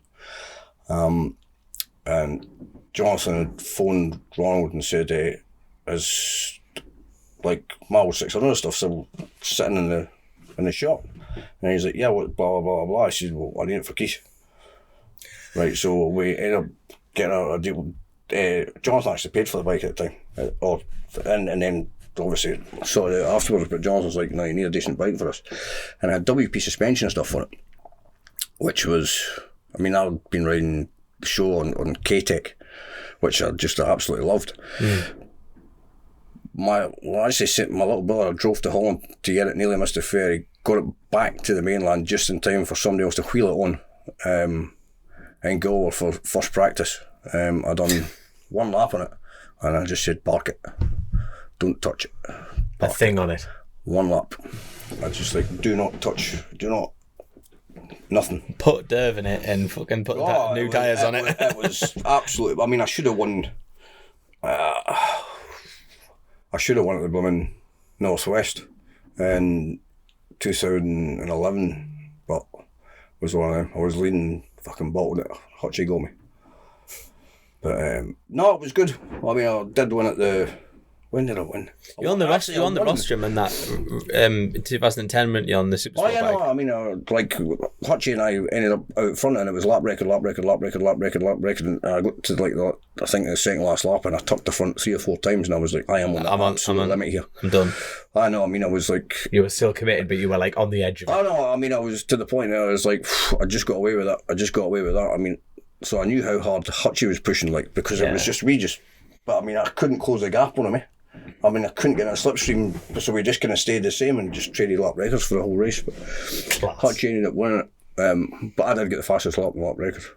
Not that that's much of a consolation, because it means fuck all. It doesn't, but I know why you'd think that, though. But yeah, and then I think I was, after Hutchie had done the 5 in a row, we went to, the next big meeting was the Ulster. And yeah, I was the first person to beat Hutchie. After his winning streak. After that, yeah. Class. Yeah, that was some race, like 2010 Supersport race 2. We went at it like me, both Dunlops and Hutchie. It was intense, like. Class. That was good. I really, really enjoyed it. Is that your most memorable race? Most memorable meeting, yeah. I think I went there when there's a race on the Thursday, whatever it is, the Dundrod 150 or whatever. Yeah, they used to do that, yeah. Yeah, and Hutchie and I were miles in front, and then Hutchie's Superbike blew up, and I won that on my stalker. I was like 5 seconds or something in front of Bruce and that. Bloody hell. Yeah, no, it was good, and then, you know, I had 5 podiums. I was sitting on 6 podiums total. But you won the Dundrod race, yeah, you won that. So you've won Northwests, you've won Ulster Grand Prix. Yeah. I never won a TT. I only finished, I think, 19 races. Right. 11 top 10s. I had 4 third places, 1 second place, 5 fourths, I think. Bloody hell. Yeah. Yeah. Where did your friendship with Jonathan come from? Because you said there that you spent a lot of time at World Superbike and stuff, and then, I mean, there's not many people can say they've had an 8-time world. Is it 8 times? 6. 6 times. I wish it was 8. I love that straight away. Yeah. 6, Josh. 6, yeah, mate. I wish it was 8. Yeah, but It should have been 8. But do you know what I mean? Like for to actually buy essentially a super sport bike or pay to get it there and get you doing that? Like, that's amazing. The thing is, I spent so much time at World Superbikes between 2008, 9 and 10. I mean, when we first went, or Jonathan first went, to Dinkata, I mean, he had to do his first season with Supersport. I mean, he finished second in the world anyway. He would have won it, but Robin Harms T-boned him in fucking France. Dickhead, but anyway. But I actually recently read Jonathan's book, actually, and he talks a lot about the early, like, loads of stuff I didn't know, really, because he was you both share that, really. He was relatively late into road racing, I suppose, wasn't he? And straight into Superbike pretty quick, 125 Supersport straight in, and then was in World Championship pretty quickly, wasn't he? Yeah, it's just, I mean, don't get me wrong, Neil Totsworth did not want him to go, like, but Jonathan, but that's the thing with Jonathan, he's very single-minded, very determined. And it's worked. Oh, yeah, I mean... So did you meet Jonathan when he was in the British Championship then? Yeah, he was in the British Championship, and I was actually with Billy McKenzie, the motocrosser, because Jonathan was he's a shit-hot motocrosser. No, he's like top 10 British Championship material, easily. See, the mad thing, I remember reading that years ago, and it was like, in his own words, and like, hopefully I'm getting this right, but he said he was a failed motocrosser. You know, 6-time world champion, and he's a failed motocrosser. It's like, that's hard to believe. But Jonathan's... favourite thing in life is motocross. I mean, road racing is just his day job. Like, once you leave the circuit, you don't talk to Jonathan about road racing. No, it's motocross. That's class. That's it. He's like, no. But I mean, over the weekend, the road racing weekend, obviously, it's just... But then come Sunday night or Monday morning... Where we're riding Tuesday. Well, exactly. I mean, it's his passion. I mean, to be honest, I mean, I was pretty much the same. I mean, I probably still prefer riding off-road bikes than I do to road bikes. Yeah. Just because that's what I kind of grew up with, and that's... Yeah, I mean, it's always been a passion, Love it. But Jonathan is just next level. You see it, like, he's got his lads, like, getting into it. Well, me and Chris were very lucky that we got invited to Johnny's, and we had him on the show, and it was just like, his garage has got, like, fully restored cars. I haven't even been in there yet. I haven't even been over. He's probably moved by now, but I don't know. But... No, yeah, but I mean, I haven't. It's one of them I need to just get over. But I'm going to go World Superbikes. I've decided it's time to go back. What, Jonathan coming up? Good man. Time to come back. Yeah, well, yeah. No, I am. Yeah, good man. But, as I say, I mean, we had so much fun at... the World Championship. You want to know a funny story? Yeah, I do. Nürburgring, 2008. Johnson's riding Supersport bike. So anyway, we always used to go to the track on a Wednesday. So it's like, wow, Wednesday afternoon or Thursday afternoon, fucking nothing happening. So I said to Ronald, can we have a shot of your CRV to go into the shops and get some stuff? I said, yeah, sound. So jump in the car, off we go, and then we spot the entrance to the Norderslife, the main thingy. I says to John, I say, go for a lap. Like, I'd never been around it before, but other than the PlayStation, I'd done thousands of laps of PlayStation. And Johnson's like, yeah, fuck it, let's go. So go down, pay the money, get on. Fucking magic, blah, blah. We get back to the garage. Ronald's like, can I have a word? What are we doing wrong? Oh, yeah, exactly. But there's bits of the circuit go past the main road. Oh, God. And some of the mechanics had been driving along it and seen us coming drifting around the corner in Ronald's CRV, His company Honda CRV. Fucking talking about busted. Oh, fuck. Tyres all feathered up. Oh, he was not happy. Like, he's just like, that's it. He's a fucking... Blah, blah, blah. I was like, oh, we were like a couple of school kids getting spanked. It was all bad, like. Absolutely. We had some laugh over there. Jonathan and I actually then went and hired a car, a little Suzuki Swift thing. And then wrecked that instead. No, but it's an actual track car. Right. You rent them. We went there, and I'll tell you what, Jonathan's got some belief, like, because I mean, he never knew the track at all. Anyway, I'd done like 3 laps, and then Jonathan jumped in to do his 3 laps, and there was a kid from South Africa that was also, like, I don't know, he was riding a Tinkara bike, but it was like a leased bike. Can't remember his name. He was decent, like, he was quick, but his parents obviously had money, and I mean, he's obviously done a lot of track days in cars or whatever. Yes, blah, blah, blah. And so anyway, we ended up behind him on the track, and Jonathan, like, he never even played on a PlayStation. I mean, he'd literally done 3 laps in the car with me, and that was it. And just hovering in, and I'm like, right, not welded. Just keep it fucking welded. Do not lift. Blind faith, just not a problem. Honestly, I took him around the TT in the back of Firebird. Right. In 2008 or 9 maybe. We got a brand new Fireblade off the stand, and he put a set of my leathers on, my helmet, everything, and then... Was this officially, unofficially, like closed roads? Or... No, it was, the roads were open. Yeah. And we headed out so far, and then I can't actually say too much about that, but anyway. It's annoying when you're thinking of the story in your life. Back in traffic lights, I was like, right, Jonathan, I will show you where we're going. But I mean, I came over the mountain, so the thing doing 186 mile an hour on a limiter. And he never flinched it.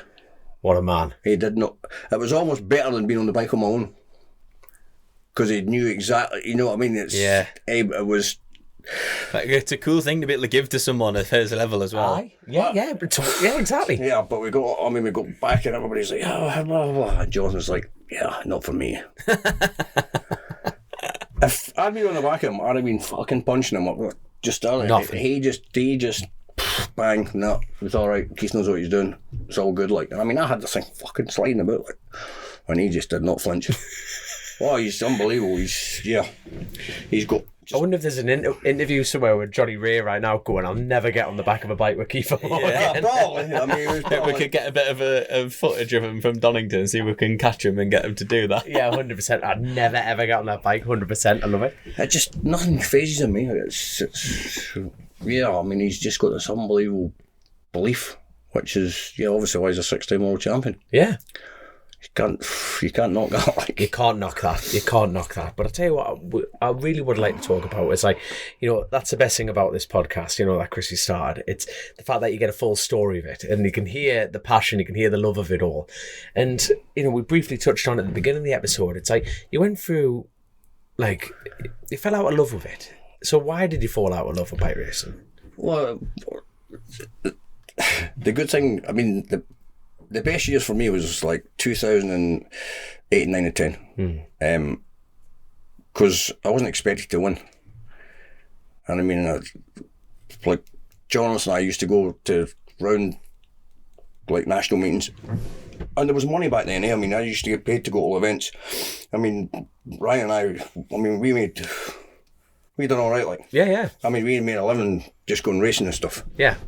Because, I mean, I think apart from maybe 2 or 3 races that the Dunlop boys won. I mean, it was either Ryan and I won every single other race. Yes. It was, so I mean, prize money wise, it was... And you were racing against each other at this point. Oh, yeah. Oh, no, I mean... All of the, like, national road races. Oh, yeah. But I mean, it was epic, like, Skerries, Kells, Mid-Antrim, you would have had the lot of them. Yeah, Killer Lane, fuck me, that was some track, like, unbelievable. I mean, that's the hairiest track I think I've ever raced at. Right. Oh no, to the point like we're going that fast through this. Well, you were actually jumping, cutting the corner, so you were going across the grass, like over the top of the grass, and then landing in like 150, 160 mile an hour, and the road's not as wide as this. I've only ever driven it. I never got to race, and I'm gutted because it was the hear 'em, scare 'em, that place. Like, but again, epic. I mean, we had some amazing races around there. But yeah, we just got to the whole national racing scene, especially in Southern Ireland, was it's just epic. Yeah. I mean, we used to, but Jonathan and I used to go and recce, like, whatever circuit was next on the calendar, and it would be a year on like an M3 at the time, and driving. Jonathan's just like, no, you're not racing here, like sound, that's it, canned. Right. We went to a few places that it was just too much. Well, even like one of the circuits we went to, there was like just, it's just tar, it's not got any... with the gravel, I mean, it was just shiny black tar. Yeah. And it was, I mean, I nearly crashed in practice when it was dry, but then there was a drizzle of rain come down. It was actually a really nice guy, he was only racing 125, he actually got killed. But I mean, we just went in after practice and like, no racing. Yeah. I said, that's it, I've called it, it's not happening. And Johnson was just like, not a chance. So we actually sat with the officials until your man got killed, and then it was obviously the meeting was cancelled after that. But it was the best time for me, like doing the nationals and stuff. The golden years. Yeah, even 7 when I joined Real Duncan at first. I mean, I was in there clearly as a number 2 at Cameron Down, or Golden Balls as my brother called them, who could do no wrong. But I mean, we were literally putting bikes together out of parts. I mean, it was not what it was advertised as. Yes. When I think the first meeting we went to was Cookstown, and I'd never been before. And I actually beat Cameron in the first race, which did not go down well at all. No. Oh no, it didn't go down well, like, at all. I mean, it was like, you'd think the team would be fucking happy. They were like not amused, like, that I'd beat them. But I mean, that was part of a learning process. I mean, I went through it and stuff, and yeah, I mean, it was good fun, like. Yeah. But it was frustrating as fuck as well. So by the sounds of it, this like the falling out of love element, you've had the golden years, Yeah. and it was more, I dare say, the political element that second year? No, not so much political, but I mean, it's you jump on a factory Honda, you're expected to win. That's it. Yeah, there's a different level of... It's a different gig now, isn't it? Yeah, I mean, it's like... The job. Yeah, I mean, I don't know how many flights we ended up... Because in 2011, with the TT Legends team, I mean, we done the full World Endurance Championship. I mean, we raced at Suzuka, I mean, Le Mans 24... dude, whoever invented that sport's fucking a serial mask.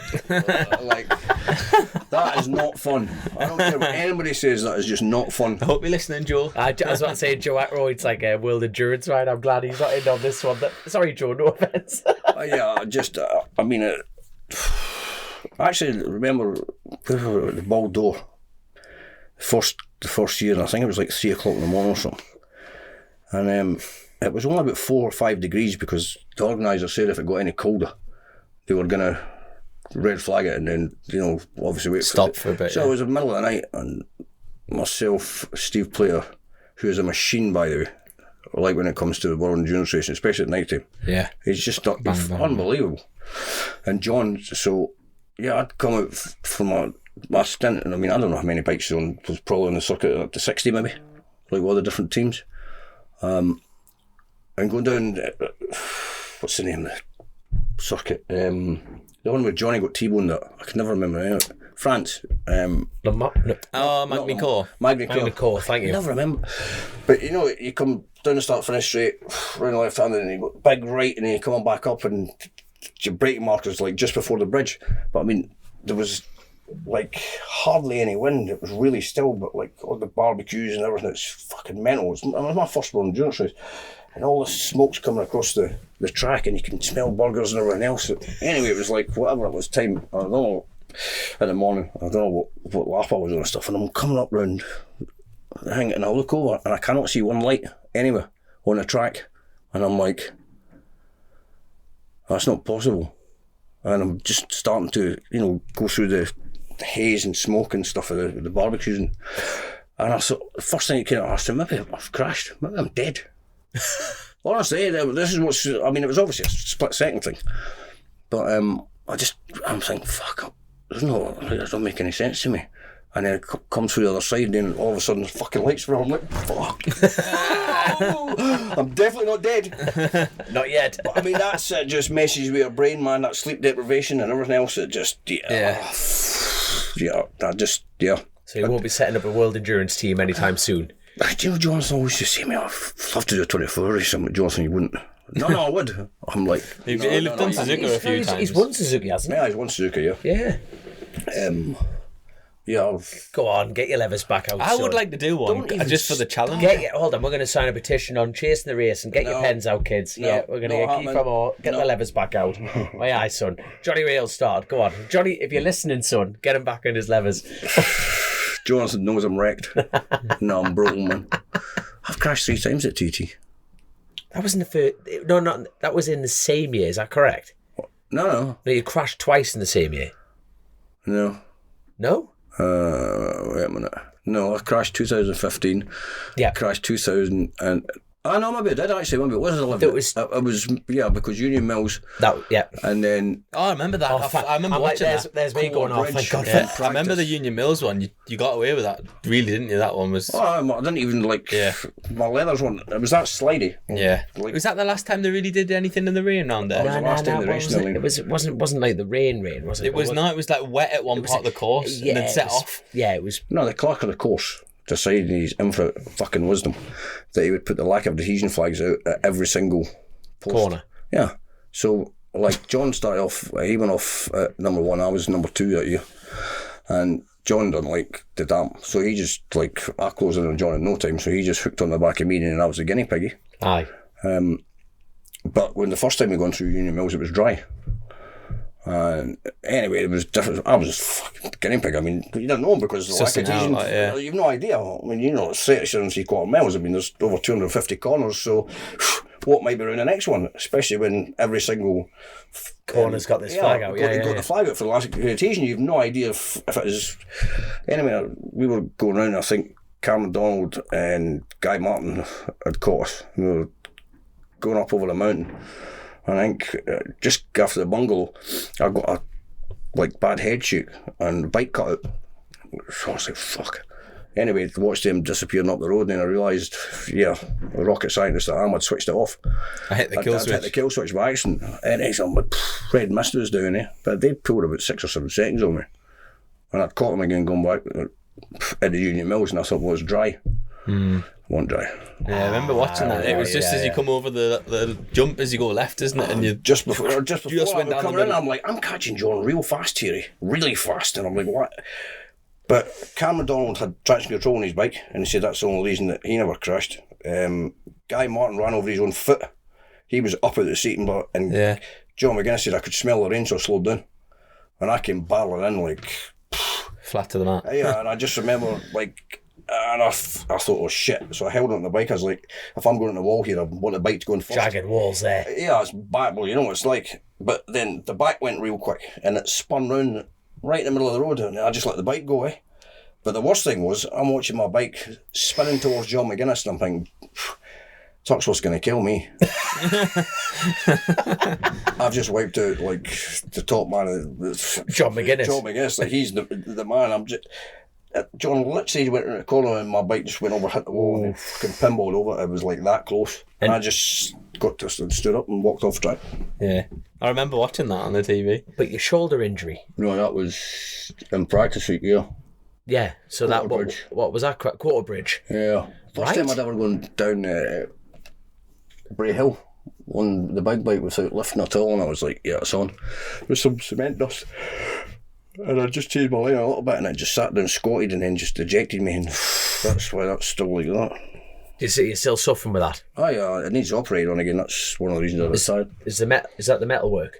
Oh, they put artificial ligaments and things and just bloody hell. Pulled it back so together. what year would that have been? 2011. 2011. Oh no, Honda. Yeah. Oh, factory Honda. So that was after the year of when you were close to the edge and 2010 was close to the edge, wasn't it? That's right, yeah. Aye. Yeah, but I'll never forget it because Johnson somehow got down to Quarter Bridge and picked me up and we got back to the awning and I'm taking my suit off and Tuxworth and Johnson's looking at me and they kind of looked at each other and I was like, is it bad? And shoulder was sitting down here. Oh, you bugger. But I still raced. I finished second overall with John in the points. Found a very nice surgeon who, Isla, physio. Yeah. So they would take me up, put it in the right place and they would give me like an epidural 20 minutes before the start of every race, and as long as that was, I had no problem. But see, when it wore off, nothing. I just could not use my hand at all because I went out and practiced after one of the races and I was literally coming over the mountain and all of a sudden I was like, what's happening? And I just, nothing, just shut off, literally just nada. So we had to time it to get it in. Right on. Yeah. So it was 15-20 minutes before there was a picture in MCN, the needles are hating. But yeah, But surgeon got me through Bloody hell. at TT. Like, I shouldn't have been racing. Because what years were you riding for Factory Honda? 10 and 11. 10, 11? Yeah. So I thought you had a fair few years on your BMWs. Did you go back? No. Was that prior? Because 2010, but then 2014 when I ended up racing for Ryan.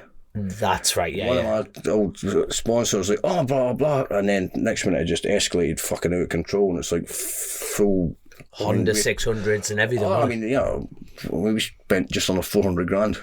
Wow. Yeah. So what bikes did you have then? You had Ryan's twin. No, not in 2000. In 2014 I did. Yeah. Because I actually, I went on AMOR, which was really good for Ryan because his title sponsor was...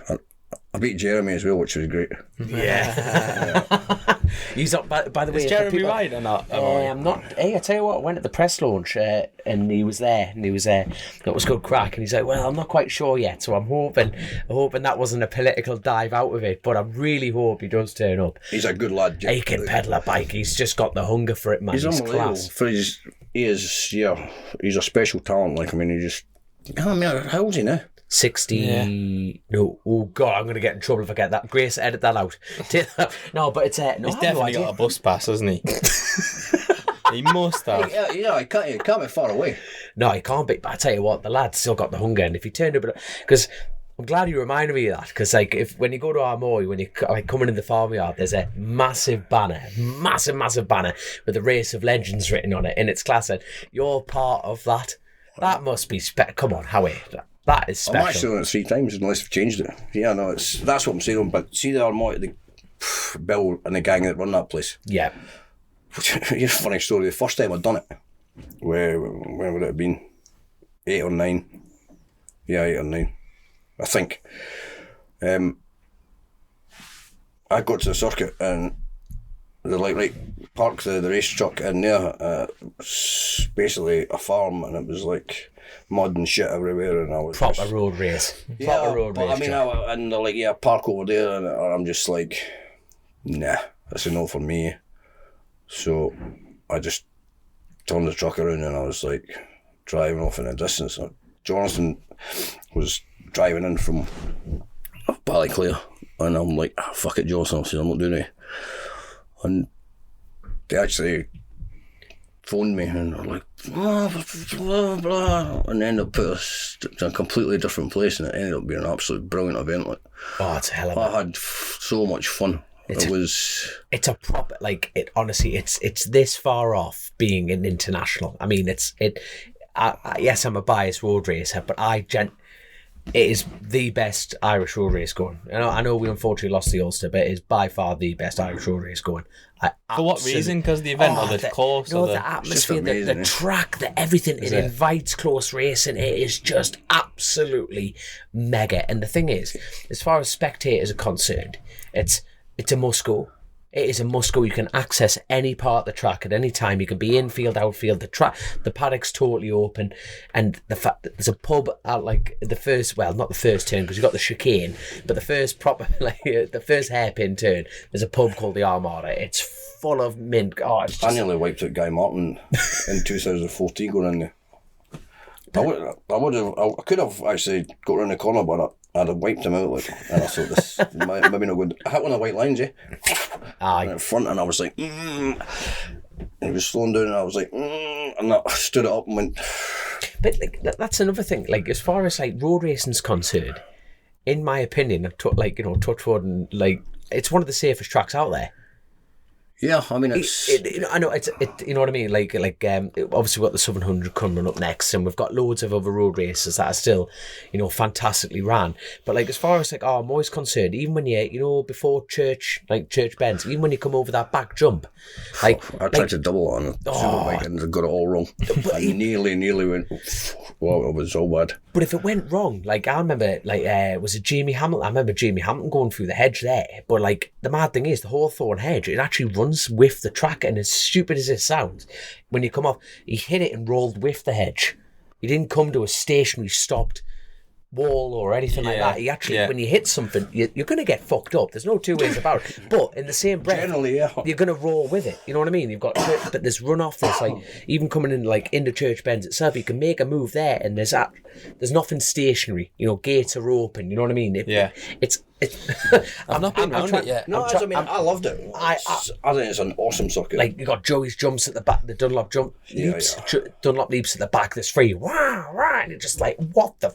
In comparison to jumps at Cookstown, scale wise. Mate. Cookstown.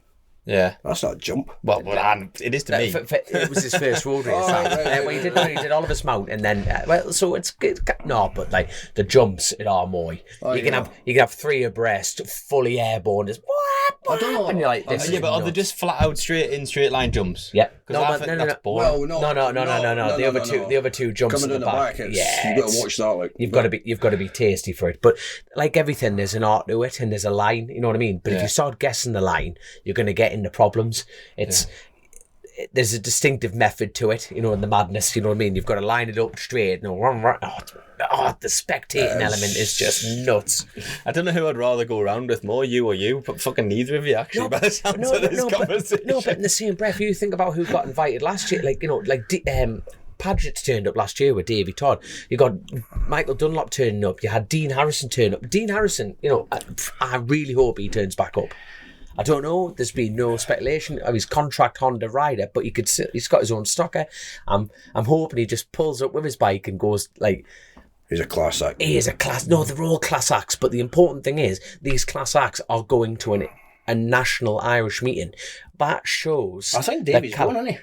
Davy's going, because of the TAS team, you know. Like the good thing about the, you know, thoroughbred road race team, the TAS team. Yeah. But the good thing is that event is. Every man the dog's going. The only person really out of that who's not going is Peter Hickman. Yeah. You know what I mean? If Dean Harrison turns up, but Dean Harrison came back with Alistair Russell's team, like last year on the R6. He's my mechanic. Alistair Russell, what a lad he is, mind, isn't he? We give him so much praise on the show. I'm a big fan of him. When he was 15, we ended up just by chance fixing a bike in his dad's garage, and I ended up being a mechanic from then on in.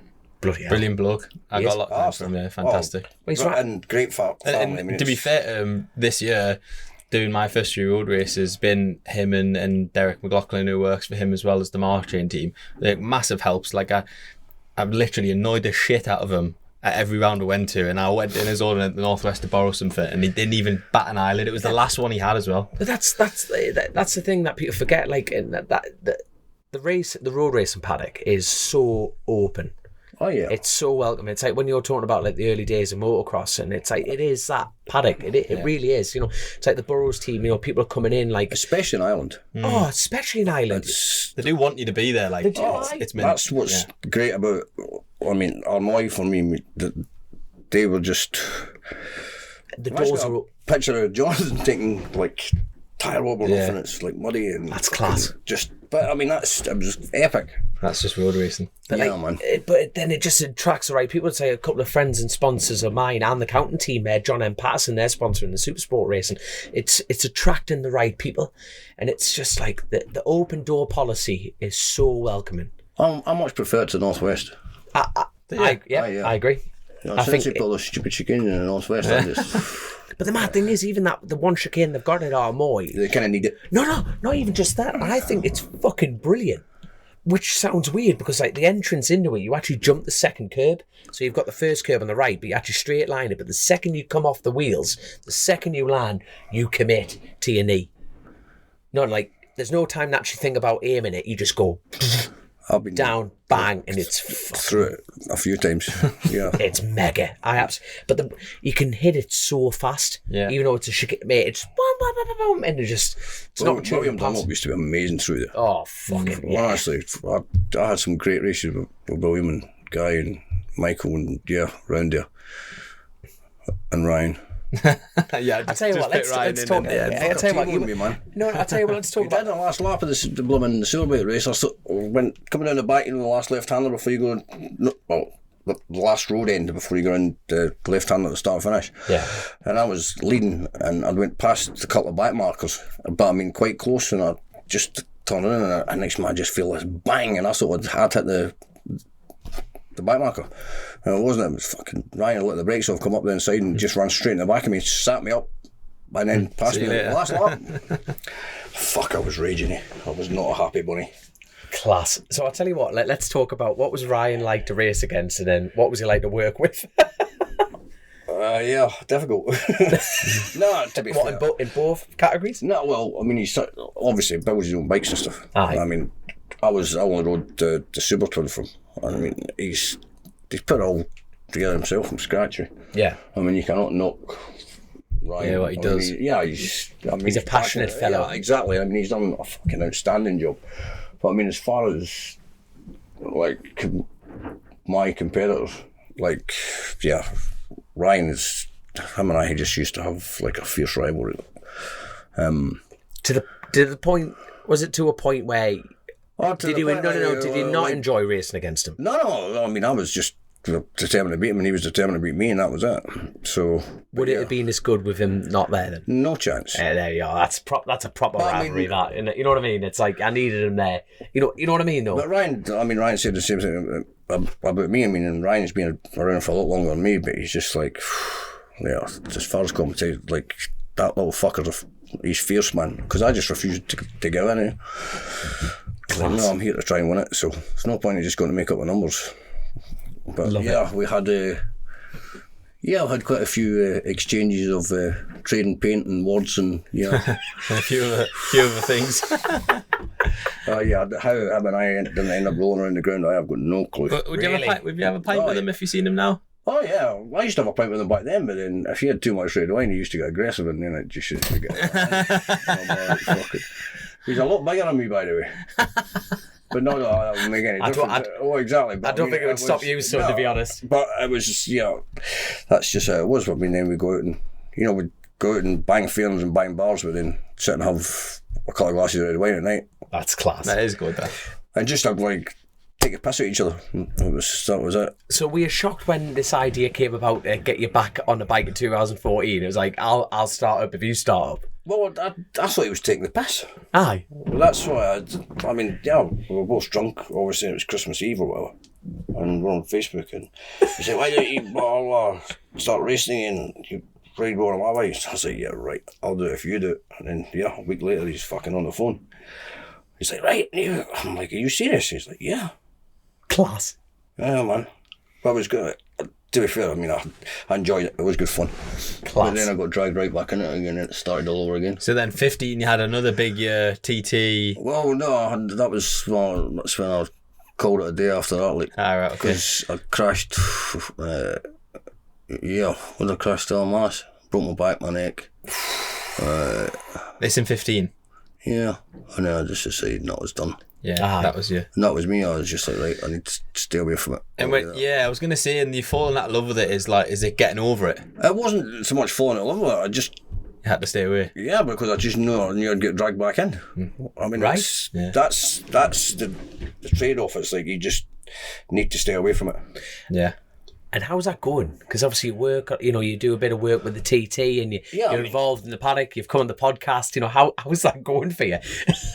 Well, now I'm old enough and fucked enough that I don't need to worry about it.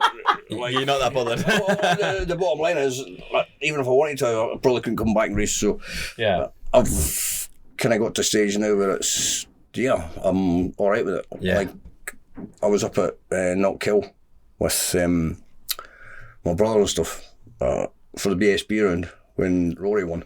Yeah. He's a really good kid. Yeah. We've had him on the show a couple of times. He's a really nice lad. I ended up spending days with him over at the TT, and I think it was good for him because after everything that he's been through, he just didn't want.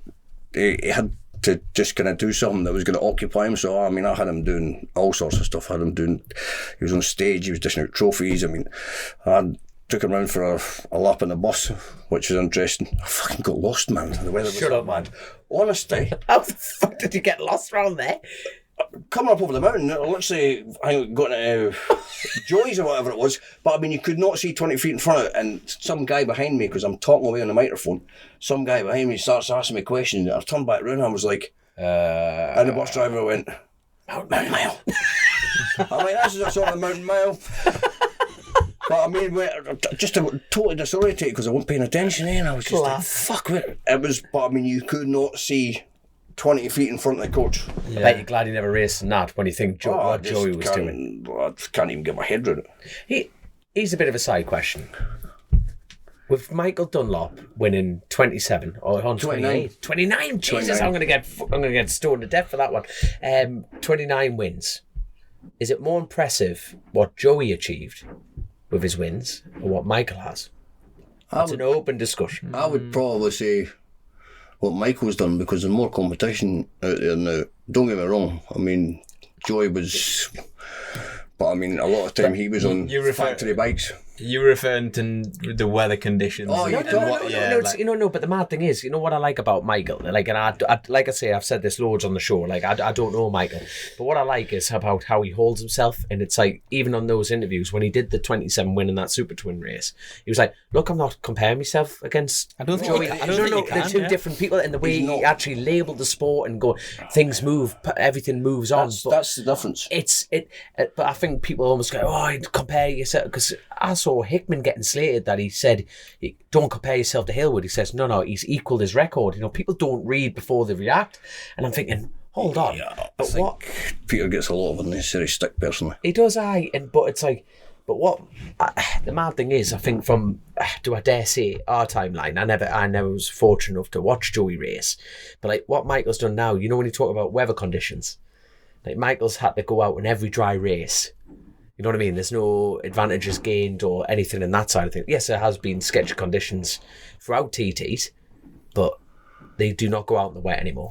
I just think it's like you could go even short circuits with Grand Prix. I just think the people who win are at the top of the game at that time, are at the top of the game at that time and deserve to be, and it's uncomparable. Yeah. In my view, I think nowadays it's way different. I mean, Joey was he was like a 3-time world champion or something, wasn't he? That's what it's mental. It's class, isn't it? Which is, I mean, there's different challenges, isn't there? Like you say, they used to ride in shit conditions. I've rode some old super bikes, some classic super bikes, and I wouldn't have fucking rode it at the shops for a pint of milk compared to what we ride now. So yeah, those boys were going slower or whatever, but they're shit.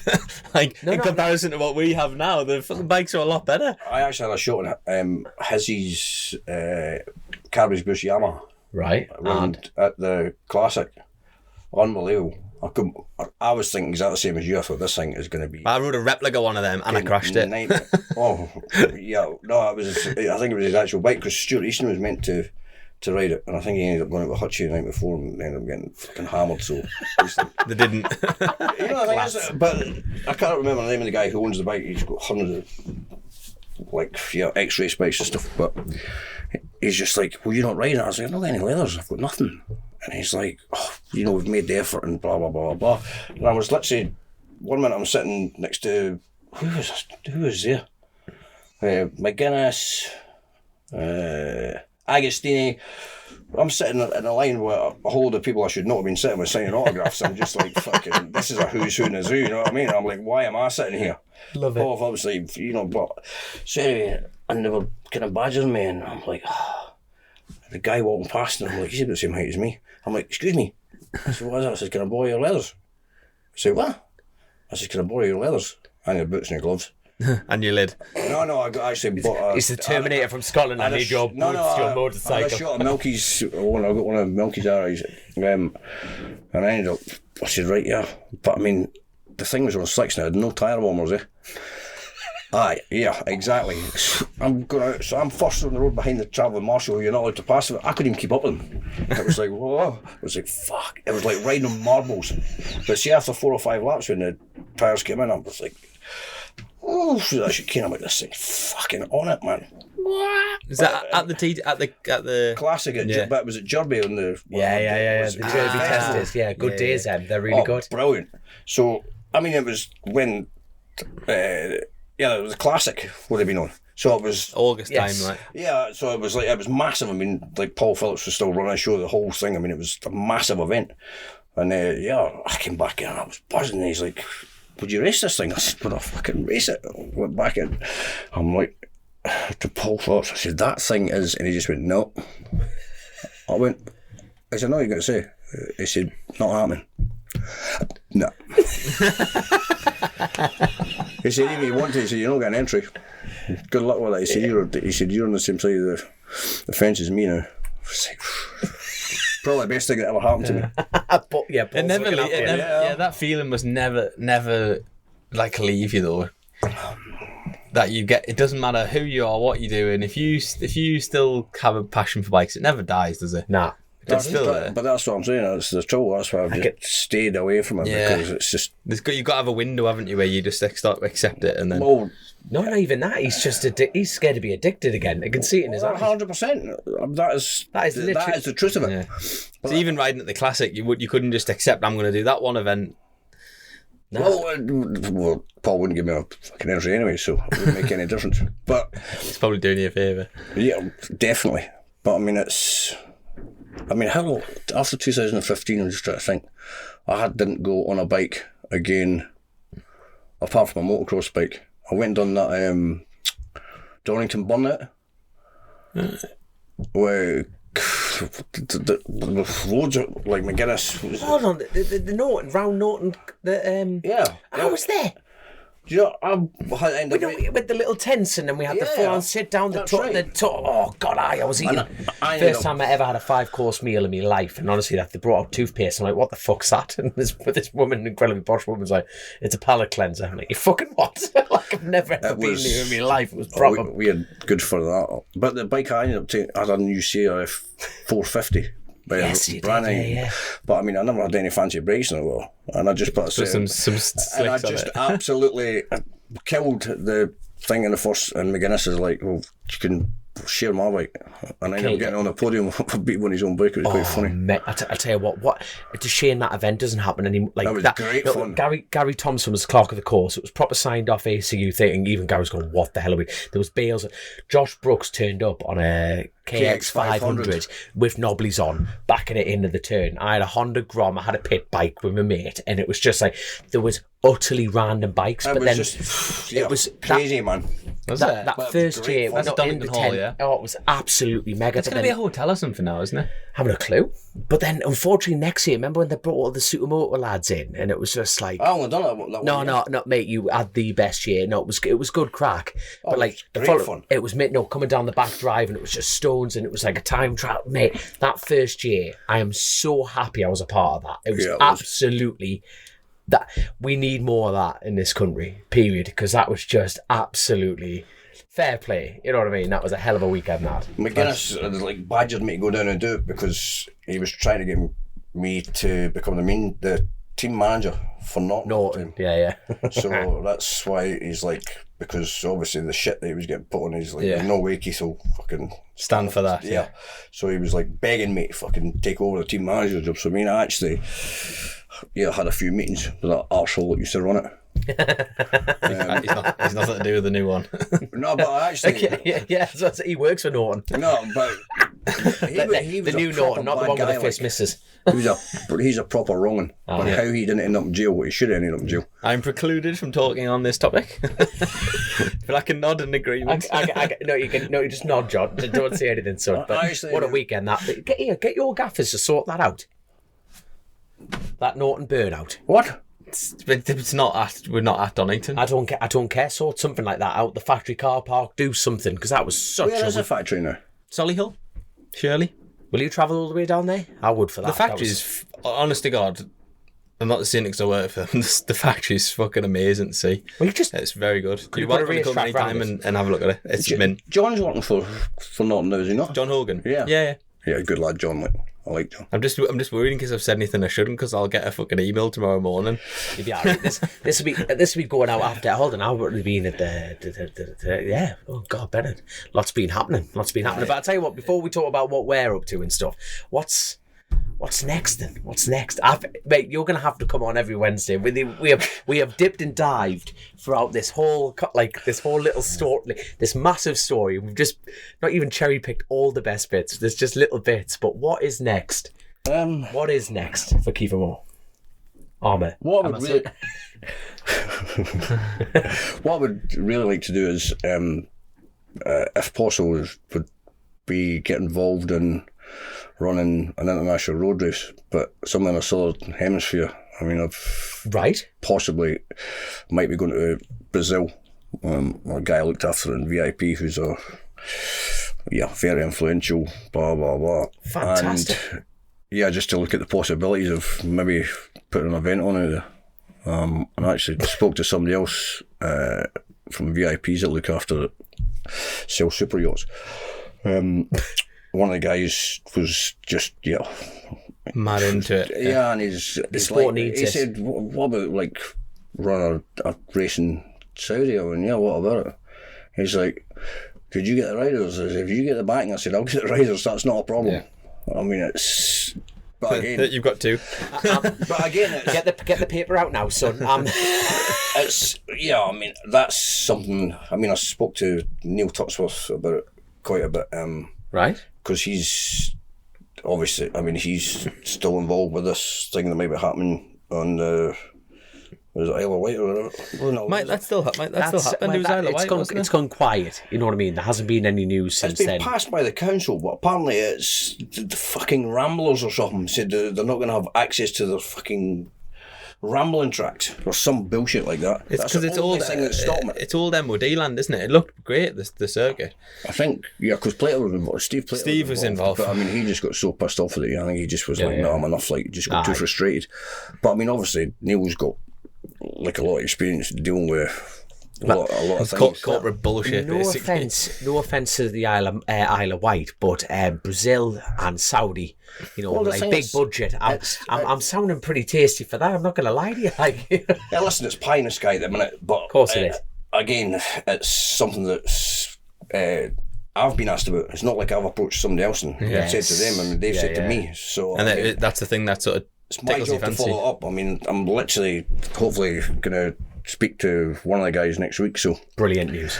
I mean, I look at the Southern Hemisphere. It would happen in the winter. I mean, it would probably be, definitely be a decent payday for.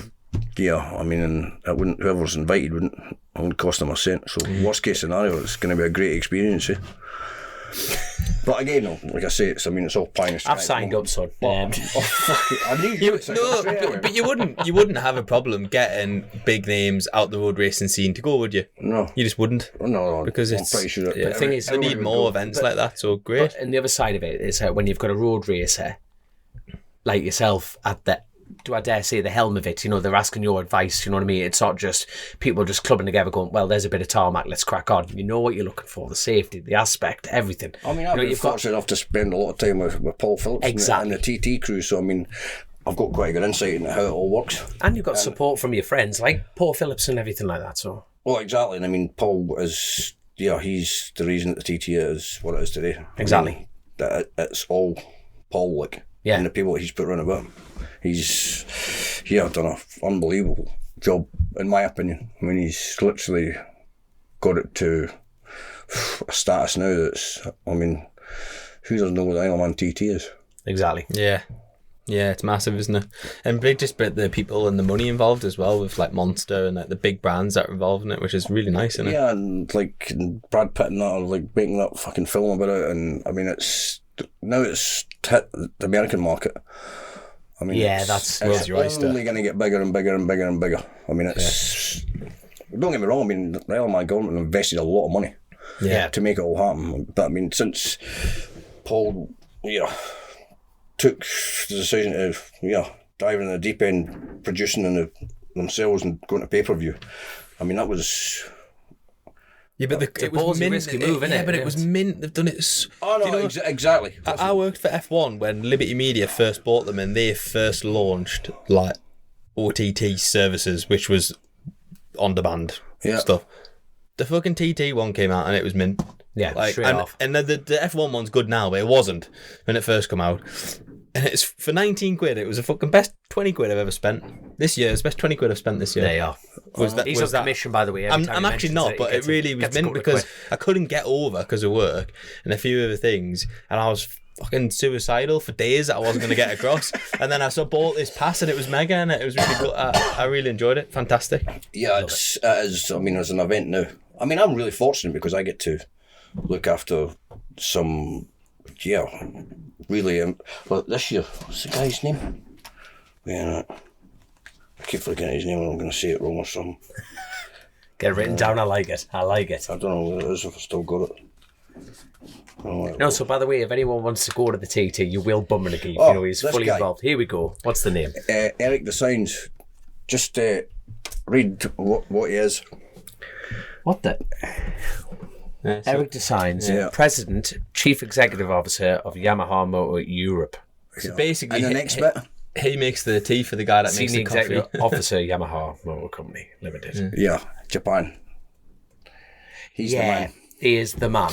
He's the man. Does he understand Scottish? He does now.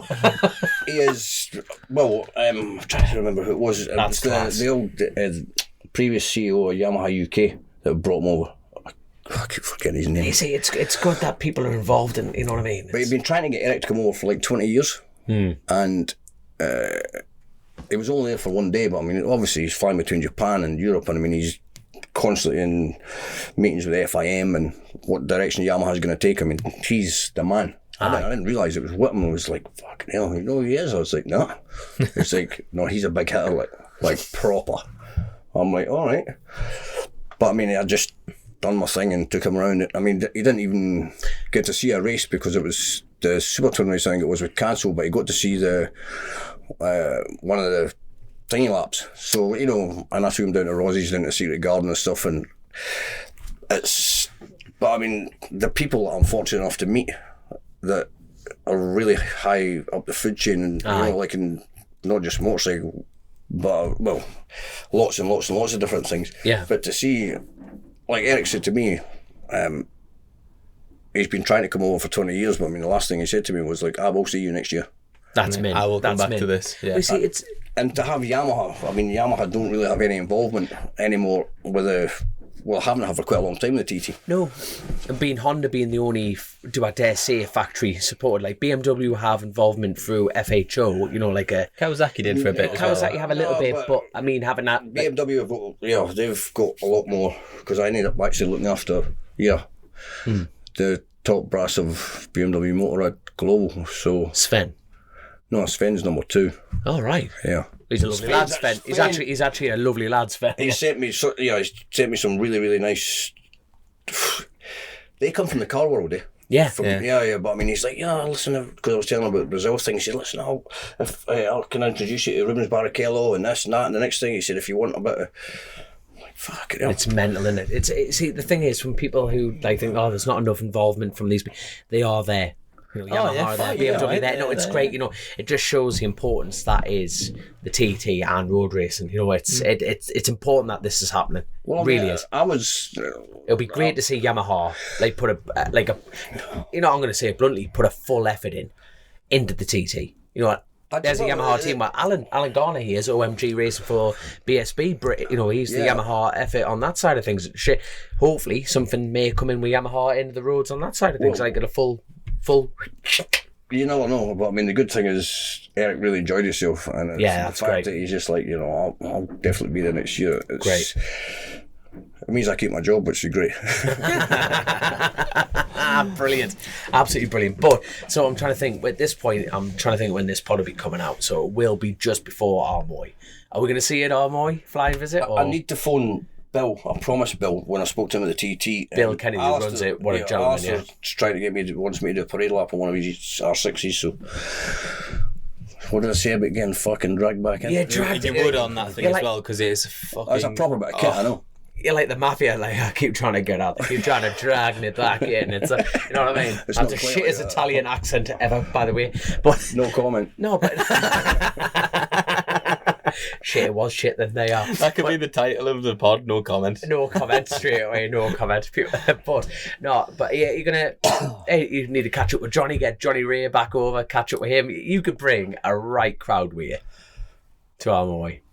Get Bill Kennedy. Get him on the phone. Yeah, I'm bringing the No, crowd. actually, like he took a number and I promised I would phone him, so I'll phone him and see what he said. So Sweet. I've been promising to go for I don't know how long and just He is proper nice guy, isn't he? And they just made a. I mean, he came to every road race I've been to this year.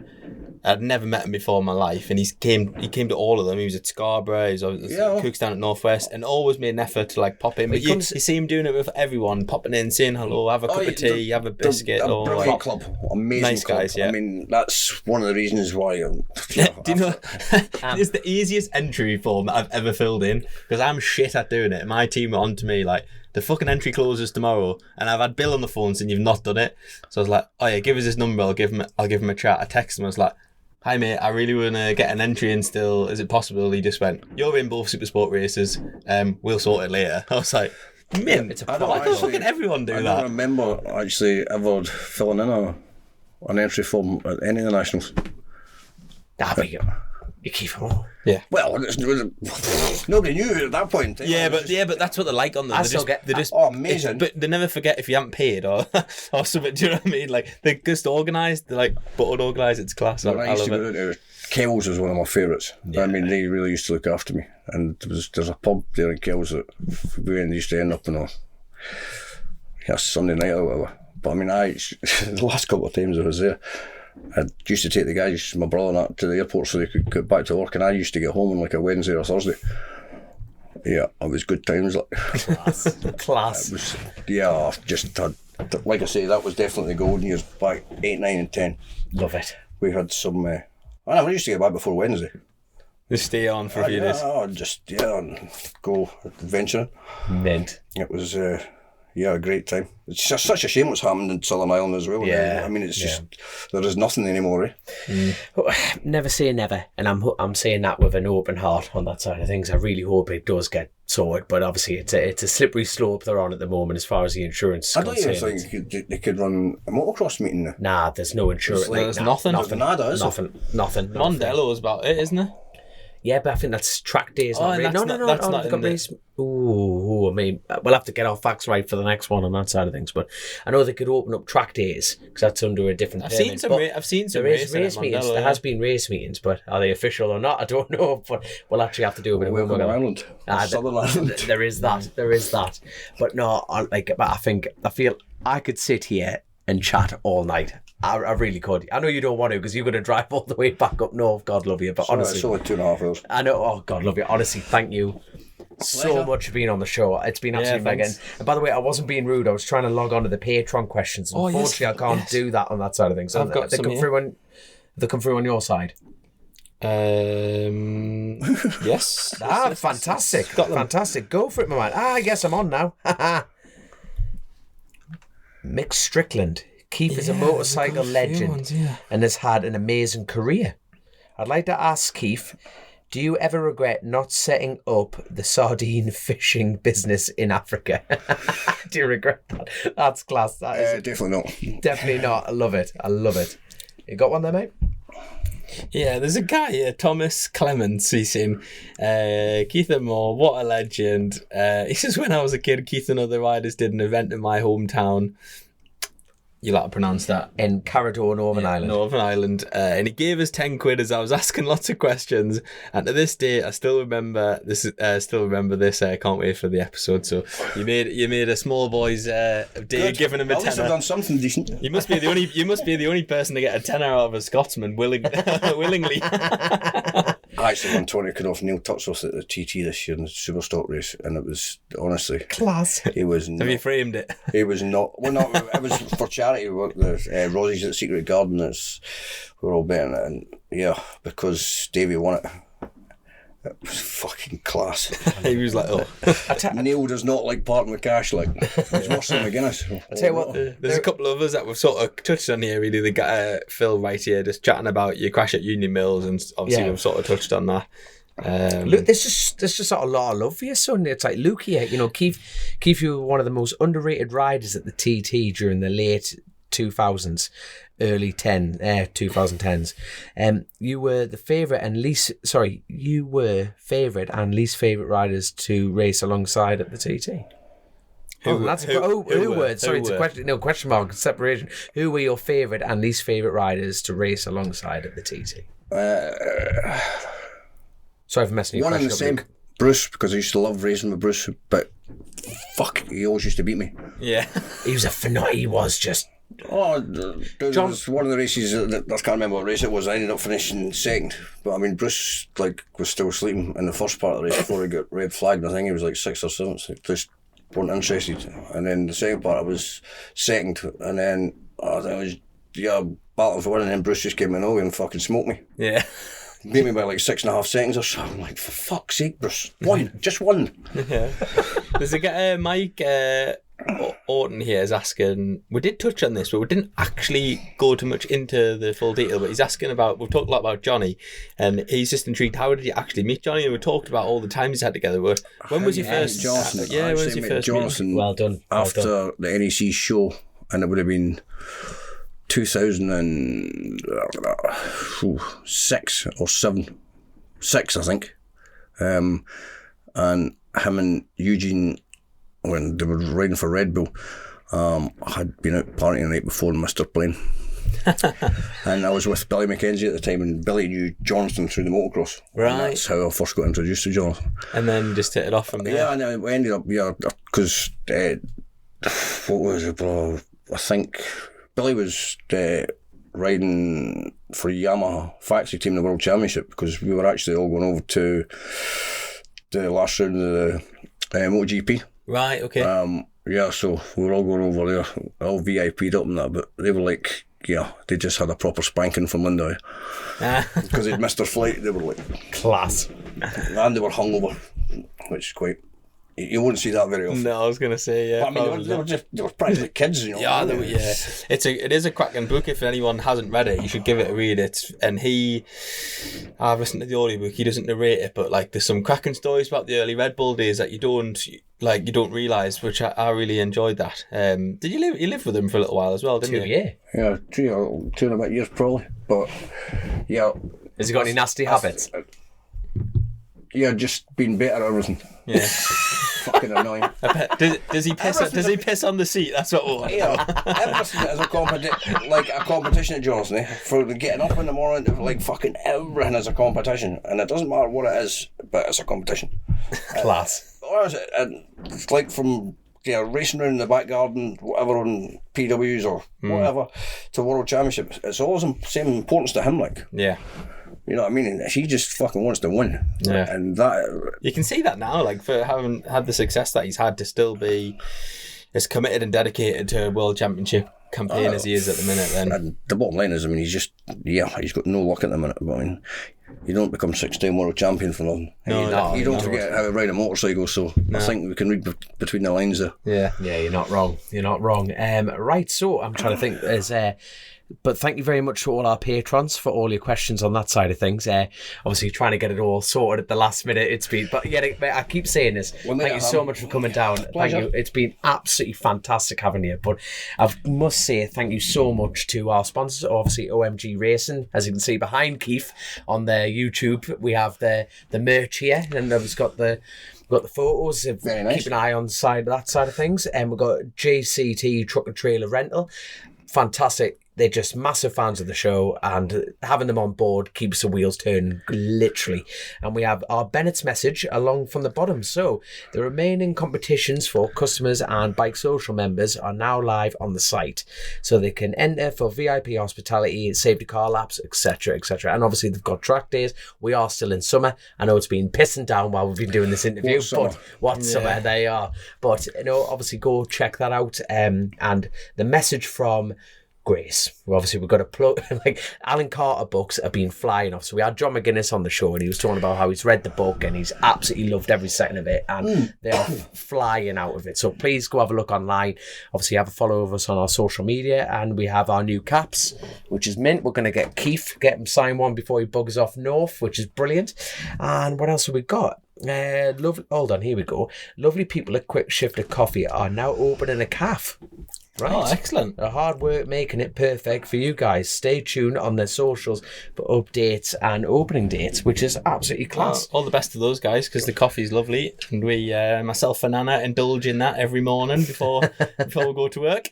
Oh, brilliant. They're not open just now, are they? Not yet. Yeah, I know, just to wake you up. Crush a few coffee beans up and Send you on your way with them. And obviously, this sponsor episode for the Keep On More episode was Jets Technical Services.